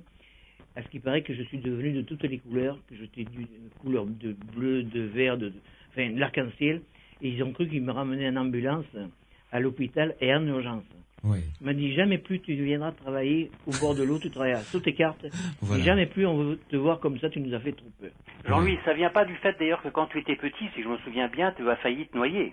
Ben oui, ça c'était, disons, une approche déjà. Alors est-ce que ça t'a pas marqué Non. psychologiquement depuis? Pas quoi du tout. Non, tu penses? Ouais. Jacques Mandorla, Oui. parce que bon, ça fait quand même longtemps que vous avez écrit ce livre, hein, donc vous n'avez Oui. peut-être pas tous les cas fraîchement en mémoire, mais quel est le cas qui vous a le plus impressionné quand vous avez travaillé avec Jean-Louis Crozier?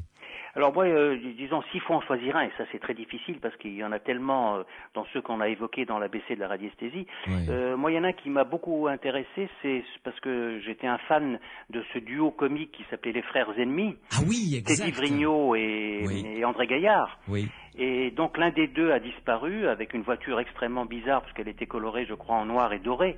Il Ouais. l'avait fait repeindre, donc on pouvait la voir de loin, si j'imagine.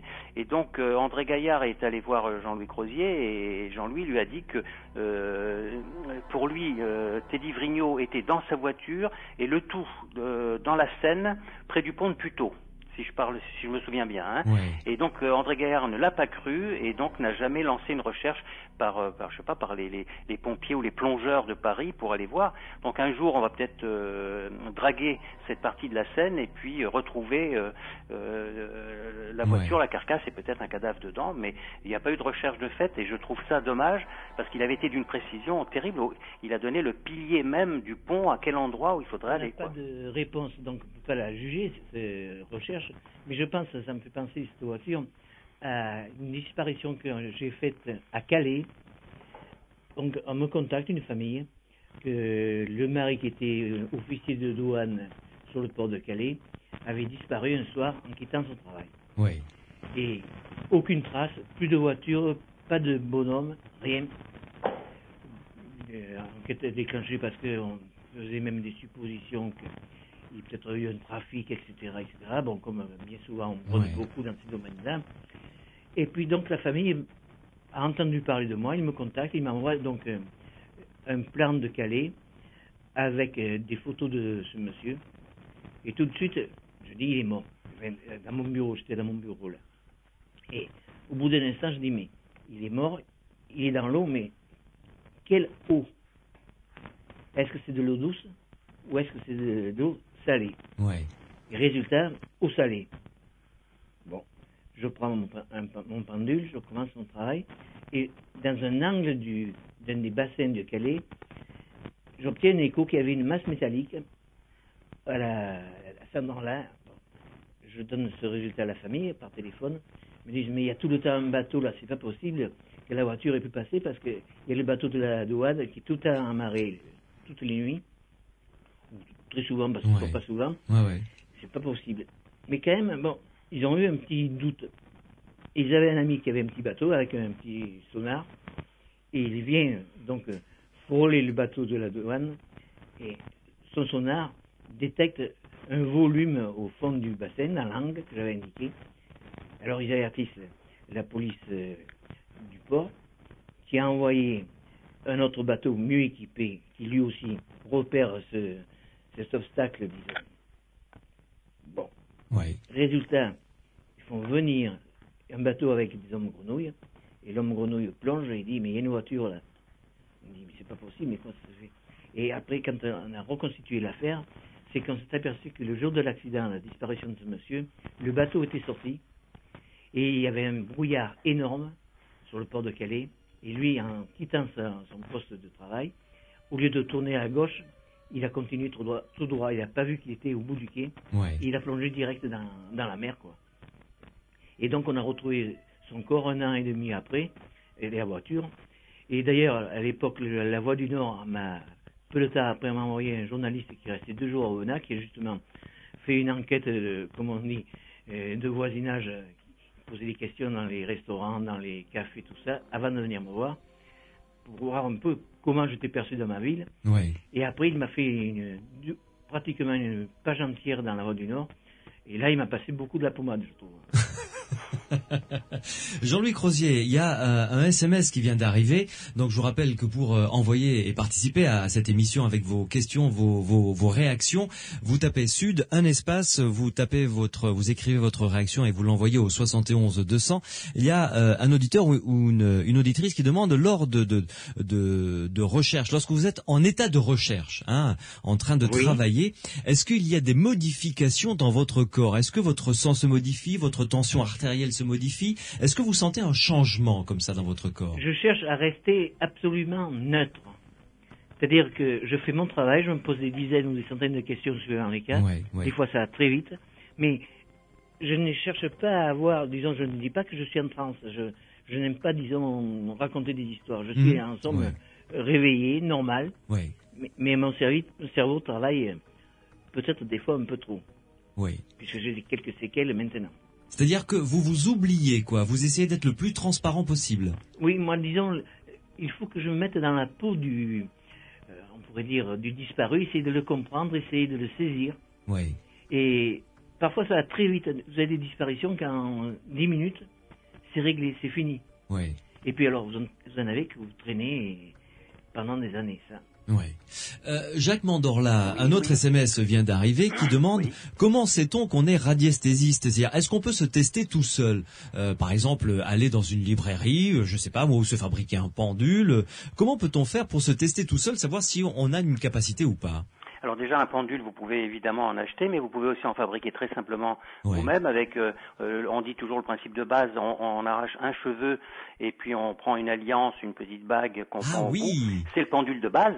C'est vrai, c'est vrai. Donc bon, après, il y a des pendules plus sophistiqués, de Mermet, de Luzy, ou alors celui de Jean-Louis Crozier, mais il n'est pas en vente dans le commerce, il a fait faire le coquin spécialement pour lui. Il nous l'a raconté, oui, c'est vrai. Donc celui-là, il est introuvable, il vaut une fortune.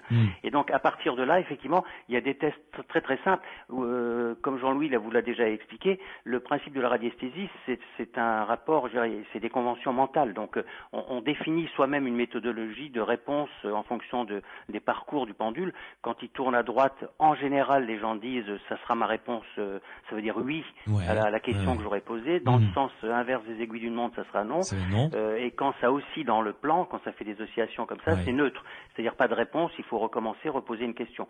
Donc ça, c'est le principe. La grande difficulté, mais ça, il faudra qu'on demande à Jean-Louis, parce que c'est lui le professionnel, la grande difficulté, c'est de ne pas s'auto-persuader ou s'auto-influencer pour essayer de donner une réponse qu'on a envie consciemment de donner, alors que justement Jean-Louis l'a expliqué, il faut rester très neutre. Il faut rester, on dirait aujourd'hui, faire un lâcher prise, quoi, c'est-à-dire être vraiment distancié de la problématique qui est posée pour être complètement concentré sur ce qu'on recherche. Se concentrer et en même temps en dehors du sujet, c'est-à-dire rester toujours neutre. Ne pas être impliqué, quoi, personnellement. Oui, tout à fait. Oui. Mais alors, Jacques Mandorla et Jean-Louis Crozier, là, je vous pose la question à tous les deux. La radiesthésie, c'est ancien comme méthode d'utilisation pour avoir des réponses? Ah bah historiquement, effectivement, on trouve des traces. On a trouvé des pendules dans des tombeaux égyptiens. Ah bon? Oui. Absolument. Oui. On a au Moyen Âge, c'était vraiment des recherches très très abouties. Je pense à l'époque de Richelieu, par exemple. Ensuite, il y a eu les Beaux Soleils, le couple Beaux Soleils, qui avait créé des baguettes spécifiques pour rechercher l'or, l'argent. Il y avait des baguettes chaque fois spéciales et des approches spéciales. Et puis on peut dire que Moïse était un sourcier, puisqu'avec son bâton, il a fait jaillir l'eau du désert du Sinaï. Oui. Donc on peut dire que c'est lié à l'homme et à ses capacités paranormales presque depuis que l'homme existe, je dirais, ce type de sensibilité. Je pense qu'il y a eu des sourciers et des radiesthésistes, même s'ils le faisaient sans connaître le mot. Parce que le mot lui-même date de 1929 de l'abbé Bouli. Il a pris de deux mots, radiesthésie, donc grec et latin. Il a mélangé d'ailleurs deux langues pour dire la sensation, je dirais, Oui. Voilà. Mais ce mot est donc très récent puisqu'il date de 1929. Mais en réalité, c'est un art que pratiquaient les gens. La rhabdomancie, par exemple, c'est-à-dire la divination par la baguette, existait depuis des milliers d'années. Oui. Les anciens la pratiquaient depuis très longtemps, quoi. Oui. Jacques Mandorla, revenons, parce qu'on n'est pas allé jusqu'au bout du sujet, sur les recherches, les études qu'a mené le professeur Rocard. Il était physicien, il a étudié les sourciers ou les radiesthésistes. Est-ce qu'il est arrivé à des conclusions intéressantes pour expliquer, ou du moins commencer à expliquer ce phénomène? Oui, je crois que la base de sa théorie était la suivante, c'est-à-dire que je me souviens, moi, il m'a écrit en 1986 suite à mon livre Le Guide des guérisseurs, la première édition qui sortait à l'époque, parce que chez un magnétiseur, parce que c'est une enquête sur 300 guérisseurs en France, et donc sous un faux nom, on allait se tester des guérisseurs, et j'ai eu une manifestation, on va dire physiologique, à l'issue d'une séance chez un guérisseur où j'ai eu des douleurs dans les arcades sourcilières. J'ai donc écrit ça en disant que j'ai pas compris ce qui se passait. Et j'ai reçu quelques semaines après la sortie du livre une lettre du professeur Rocard qui me disait « Contactez-moi d'urgence, ça correspond à une de mes théories ». Alors je suis allé voir ce monsieur qui était très respectable, il était déjà retraité à l'époque, et qui m'a dit « Voilà, ma théorie est la suivante, je pense qu'on a de la pierre d'aimant dans le corps, et essentiellement dans les arcades sourcilières. En tout, il a trouvé 8 endroits dans le corps humain, chacun de nous a de la magnétite, c'est-à-dire de la pierre d'aimant, donc on est magnétique finalement. D'accord. Et donc il dit les magnétiseurs et les radiesthésistes, eux en ont plus, et y compris dans les mains, et cette sensibilité est encore plus forte chez eux. Et il pense qu'il y a à peu près une personne sur 10 000 qui a ce type de capacité dans la population. Et donc à partir de là, il a commencé à s'intéresser. Alors depuis, ça a été prouvé, c'était une théorie au départ, mais on a trouvé dans des cadavres, enfin on a travaillé, on a bien trouvé la magnétite dans le corps humain. Donc elle existe. On est donc des aimants, nous sommes des aimants, quoi, finalement, avec une hypersensibilité. Et quand Jean-Louis ou ses collègues passent près d'une source et la ressentent, c'est cette sensibilité qu'ils ont en eux qui est une sorte de détecteur, finalement, comme un détecteur électronique pour trouver des masses métalliques. C'est exactement le même type de réaction, on va dire, électronique dans le corps. Et alors donc Rocard avait mis au point des appareillages. J'ai fait beaucoup de tests avec lui avec des magnétomètres à protons prêtés par le CNRS, des appareils très très coûteux. Mais à l'opposé, il était une sorte de professeur tournesol. Il avait bidouillé des appareils. Et d'ailleurs, quand je lui ai fait rencontrer Jean-Louis Crozier, donc ça c'était en 1990, le 18 juin, je me souviens, date historique. Et donc chez Monsieur Rocard, et donc là il fait tester par exemple avec un grand pendule, c'est-à-dire qu'il y a un fil le long d'1 mètre pour pouvoir calculer plus facilement et ne pas mesurer la notion de temps pour des raisons de formules mathématiques physiques par rapport à la période du pendule, et le poids du pendule, enfin de la boule qui était au bout, c'était 400 grammes, alors qu'un pendule normal fait en moyenne 30 à 40 grammes. Celui de Jean-Louis Crozier doit faire combien? 120 grammes, Jean-Louis? Jean-Louis Crozier, votre pendule pèse combien à peu près? 120 100-120 grammes? 100 grammes, oui. Oui, 100 oui. grammes, c'est ça. Ce qui est très lourd déjà. Et le pendule du professeur Rocard, c'était 400 grammes. Alors je lui dis... Et je le tenais, disons, j'avais une longueur de fil d'environ 1,20 m ou 1,40 m. C'est voilà, ça, très long, oui. Ouais, Absolument. Et alors, quand on demande à Rocard pourquoi il faisait ça, il a dit d'abord parce que si on a un poids très lourd comme ça, on ne peut pas tricher. C'est-à-dire que si quelqu'un veut vraiment changer la trajectoire du pendule, il est obligé de faire un grand geste avec le bras et on voit tout de suite qu'il a triché. Oui, tout à fait. Donc déjà, il y a aucune possibilité de tricherie. Et donc son test était très simple. Il demande au radiesthésiste qui est testé ou à la personne qui est testée de lancer ce pendule donc dans le plan horizontal devant lui.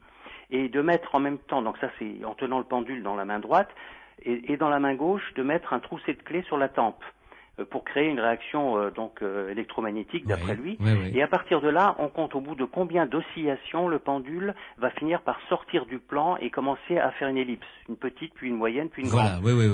Et donc Jean-Louis était évidemment, ce qui ne m'a pas étonné, dans les meilleurs résultats que le professeur Rocard ait trouvé depuis des dizaines d'années, quoi. Mais pour finir de parler du professeur Rocard, que j'ai beaucoup apprécié, c'est que je pense que je lui ai laissé un souvenir qu'il a longtemps perturbé, c'est qu'il a accepté que je trouve de l'eau, des choses, en étant sur un terrain, donc sur place, mais que je travaille pour les disparus que sur des cartes qui viennent du monde entier, et que je ne vois pas les gens, que j'ai juste une photo.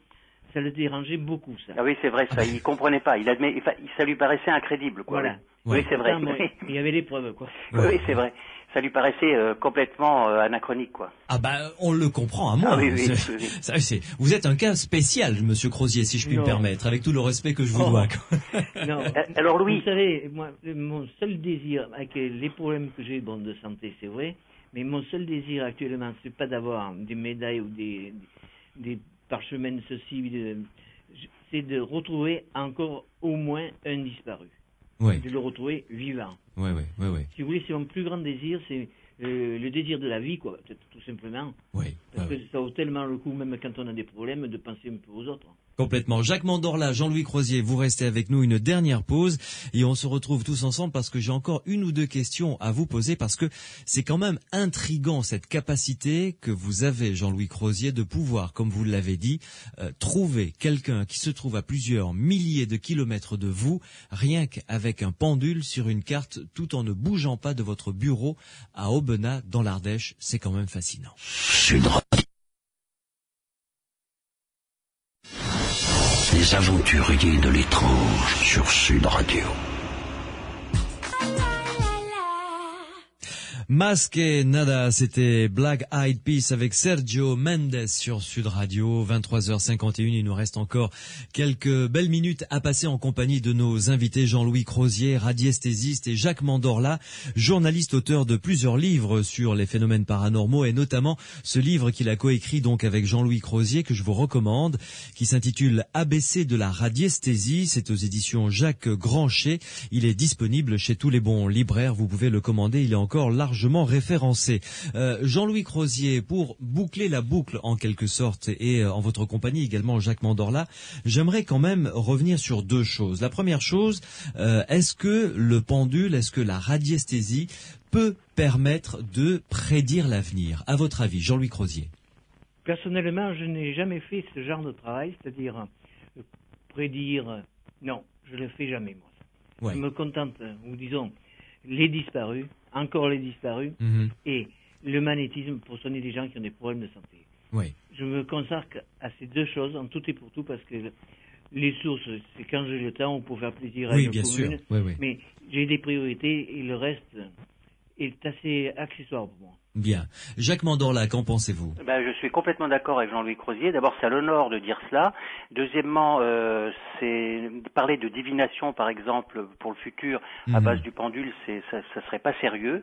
La meilleure preuve, Jean-Louis Crozier trouve des gens qui ont disparu, il les fait retrouver grâce à son talent, alors que s'il s'essaye à jouer au loto les 6 chiffres, il gagne pas, Jean-Louis. Il n'y a qu'une chance sur 14 millions. Voilà, mais pas plus, parce qu'il est radiesthésiste. Donc voilà, la limite est là, et c'est mieux qu'il aide les êtres humains pour être meilleur et en meilleure santé et vivant que de faire croire à des choses qui seraient fausses, quoi. Ouais. Alors, Jean-Louis Crozier et vous, Jacques Mandorla, parce que Jacques Mandorla, vous vous êtes évidemment posé la question comme nous on se la pose. Jean-Louis Crozier, je vais vous la poser à vous pour commencer. Avez-vous une idée de quel mécanisme vous mettez en branle lorsque vous vous penchez sur une carte avec la photo d'une personne disparue que vous cherchez, qui est à des milliers de kilomètres de Aubenas en Ardèche où vous vous trouvez? Est-ce que vous avez une idée de ce que vous faites, ou plutôt de comment vous le faites? Bien, les Américains m'ont baptisé l'homme au radar. Oui. C'est-à-dire qu'ils considèrent que je travaille comme un radar quand il est en état de marche, qu'il cherche quelque chose. Donc, au départ, on a une définition de chercher un objet, c'est-à-dire ça peut être un avion, ça peut être une fusée. Et donc, moi, je cherche le contact sur quelqu'un par rapport à une photo. Et j'envoie une onde en direction des 4 points cardinaux, parce qu'on ne sait jamais où se trouve la personne. Oui. Et en somme, cette onde me revient, et c'est là que le pendule se met à réagir. C'est tout simple comme image, quoi. On m'appelle l'homme au radar, bon, mais ça me dérange pas. Oui, mais alors, pourquoi est-ce que vous avez ce radar? C'est quand même extraordinaire. C'est quand même, voilà, on arrive au nœud du problème, si j'ose dire. Alors ça, je suis pas suffisamment instruit, il y a tellement de réponses possibles en fonction des scientifiques que vous aurez devant vous. Ouais. Bon, mais on vous donnera beaucoup de réponses ou de versions différentes, parce que je pense qu'on est tous un peu à la recherche un peu de son Graal, encore. Ouais. Jacques Mandorla, c'est vrai que l'homme radar, c'est une belle image finalement. C'est une belle image. Moi, j'ai personnellement une interprétation du talent, du don, enfin j'aime pas trop le mot don, mais dans des capacités que Jean-Louis Crozier manifeste depuis plus de 45 ans. Oui. D'abord, il faut reconnaître, vous l'avez dit, il reste à Aubenas, dans l'Ardèche, dans sa maison. C'est-à-dire qu'il n'a pas besoin et il ne veut surtout pas se déplacer sur le lieu où la personne a disparu. Ça ne l'intéresse pas et ça n'apporte rien de plus. Donc il reste chez lui. Pour moi, c'est de l'ordre télépathique, c'est mon interprétation. C'est-à-dire qu'il entre par sa neutralité, comme il dit, c'est pas sa concentration, mais le fait d'être neutre, il se met tout à coup en contact télépathique, et ça, on sait que ça fonctionne à distance à des milliers de kilomètres. Tous les tests qui ont été faits dans le Nautilus, le sous-marin américain, ou par les Russes, on sait que ça fonctionne. Donc, il entre en télépathie, finalement, vibration énergétique, avec la personne qu'il recherche. Il a la photo devant lui. Il se met en résonance avec elle, quoi. En résonance, absolument. Voilà, je pense, c'est une interprétation personnelle, que c'est d'ordre télépathique, vibratoire en tout cas. Oui. Je viens de recevoir un SMS là d'un auditeur qui nous l'a envoyé, ou d'une auditrice, et c'est vrai que ça pourrait être une jolie conclusion. Est-ce qu'un jour, avec l'évolution de la science et de l'homme, la radiesthésie pourra faire partie, par exemple, des 5 sens, donc on en aurait 6, au même titre que la vue, par exemple. C'est vrai que ça pourrait être ça la conclusion de cette émission. Peut-être que la science un jour va découvrir comment ça fonctionne. Ça peut être une conclusion. Mais aussi, il peut y en avoir une autre, c'est que dans 20 ou 30 ans, quand on aura tous notre petit grain de riz, genre de petites puces électroniques, on sera tous immatriculés, qu'on aura greffé, le métier de radiesthésiste sera pratiquement presque plus utilisable. Disons, on n'aura qu'à brancher son GPS et puis on vous dira, mais un tel, il est là. Oui, on déclenche la balise Argo si on sait où on est, quoi. Tout simplement.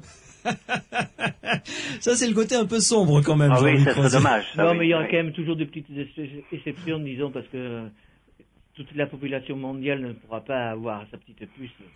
Puis après, ça fera du monde sur le réseau, quand même.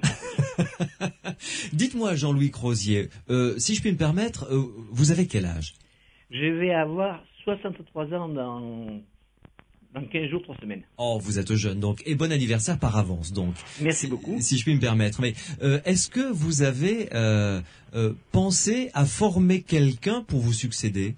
Est-ce que c'est envisageable d'abord? Il y a beaucoup de gens qui me demandent de faire des cours de radiesthésie. Et me connaissant, je m'excuse de parler comme ça, mais si j'ai, mettons, 100 élèves qui viennent participer à un séminaire, je suis presque certain il faudra que je fasse plusieurs séminaires pour peut-être trouver une personne que je dirais, si je disparais, je lui ferai confiance. Parce qu'il y a beaucoup de gens qui sont attirés, mais aussi qui sont attirés par l'argent. Je pose les pieds dans le plat, disons. Oui, mais il faut. Il y en a qui pensent que on gagne de l'argent, mais on gagne de l'argent, c'est vrai, si on a des clients. Les clients, moi, je préfère avoir 10 000 petits clients que quelques clients de la jet set. Ouais. Quand on est à la mode pendant 6 mois et puis on vous oublie. Bon, il y a des personnes comme Madame Saval Drucker. C'est une personne que j'ai une bonne relation avec elle. Je peux lui téléphoner quand je veux, mais je ne vais pas la déranger pour lui dire « Oh, j'ai retrouvé un disparu de plus » ou ceci, cela. Il faut quand même respecter la vie des gens. Et pour faire des expériences, pour dire un tel a vraiment une sensibilité, j'ai des tests qu'il serait très dur à passer. Mais disons, je ne ferai pas de cadeau. Mais vous envisagez quand même de vous mettre à la recherche d'un possible successeur. J'ai ma fille qui a une bonne sensibilité, je pense. Oui. Mais bon, elle a un travail, elle est bien occupée. Pour l'instant, elle s'est amusée, mais il n'est pas dit qu'elle aussi, un jour, elle ne change pas d'avis. Bon. Mais vous savez, personne n'est irremplaçable. Tout à fait. Le cimetière est plein d'irremplaçables. Mais moi, j'ai le cimetière juste à côté, alors donc, c'est pas un problème. Merci beaucoup, en tout cas, Jean-Louis Crozier, pour votre gentillesse. Merci également pour ce que vous faites pour les autres. Je remercie les auditeurs d'avoir bien téléphoné et merci à Jacques aussi. Jean-Louis, je t'en prie. Je voudrais dire, moi, de mon côté, que j'aimerais bien qu'on puisse cloner Jean-Louis Crozier, qu'on en fasse un clone pour l'avenir. Voilà. Parce qu'il y en a très peu comme lui en France et ça serait bien qu'il y ait effectivement une pérennité. Alors, ne me mettez pas en congélation parce que je n'ai pas confiance au système. Très bien. Merci beaucoup, Jacques Mandorla. Merci, Louis, c'est moi. Et puis, j'espère qu'on aura l'occasion de se retrouver pour d'autres dossiers. Bien, dans les aventuriers de l'étrange. Jean-Louis Crozier, merci beaucoup pour votre gentillesse et à très bientôt, j'espère. Merci à tous et merci à Sud Radio aussi. Bonne soirée. À bientôt. Au revoir. Sud Radio. Samedi et dimanche, 22h minuit. Louis Benedit, les aventuriers de l'étrange. Silorio Massarini, soutiene Redina Force.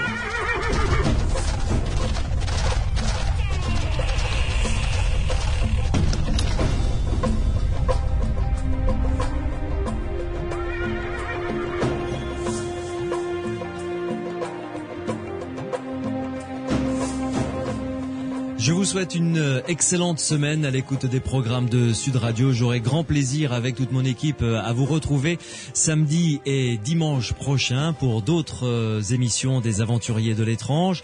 En attendant, si vous vivez quelque chose de particulier, quelque chose qui vous semble être de l'ordre du paranormal, vous savez que nous sommes à votre disposition pour vous aider. Vous pouvez nous appeler au 0826 300 300 tout au long de la semaine. Vous nous laissez une partie de votre témoignage et surtout n'oubliez pas de nous laisser vos coordonnées pour que l'on puisse vous rappeler, en discuter avec vous et vous mettre en relation avec les meilleurs spécialistes dans le domaine qui vous intéressera. 0826 300 300 donc pour les aventuriers de l'étrange, c'est le numéro de téléphone de notre répondeur qui ne dort jamais et qui est toujours à votre disposition.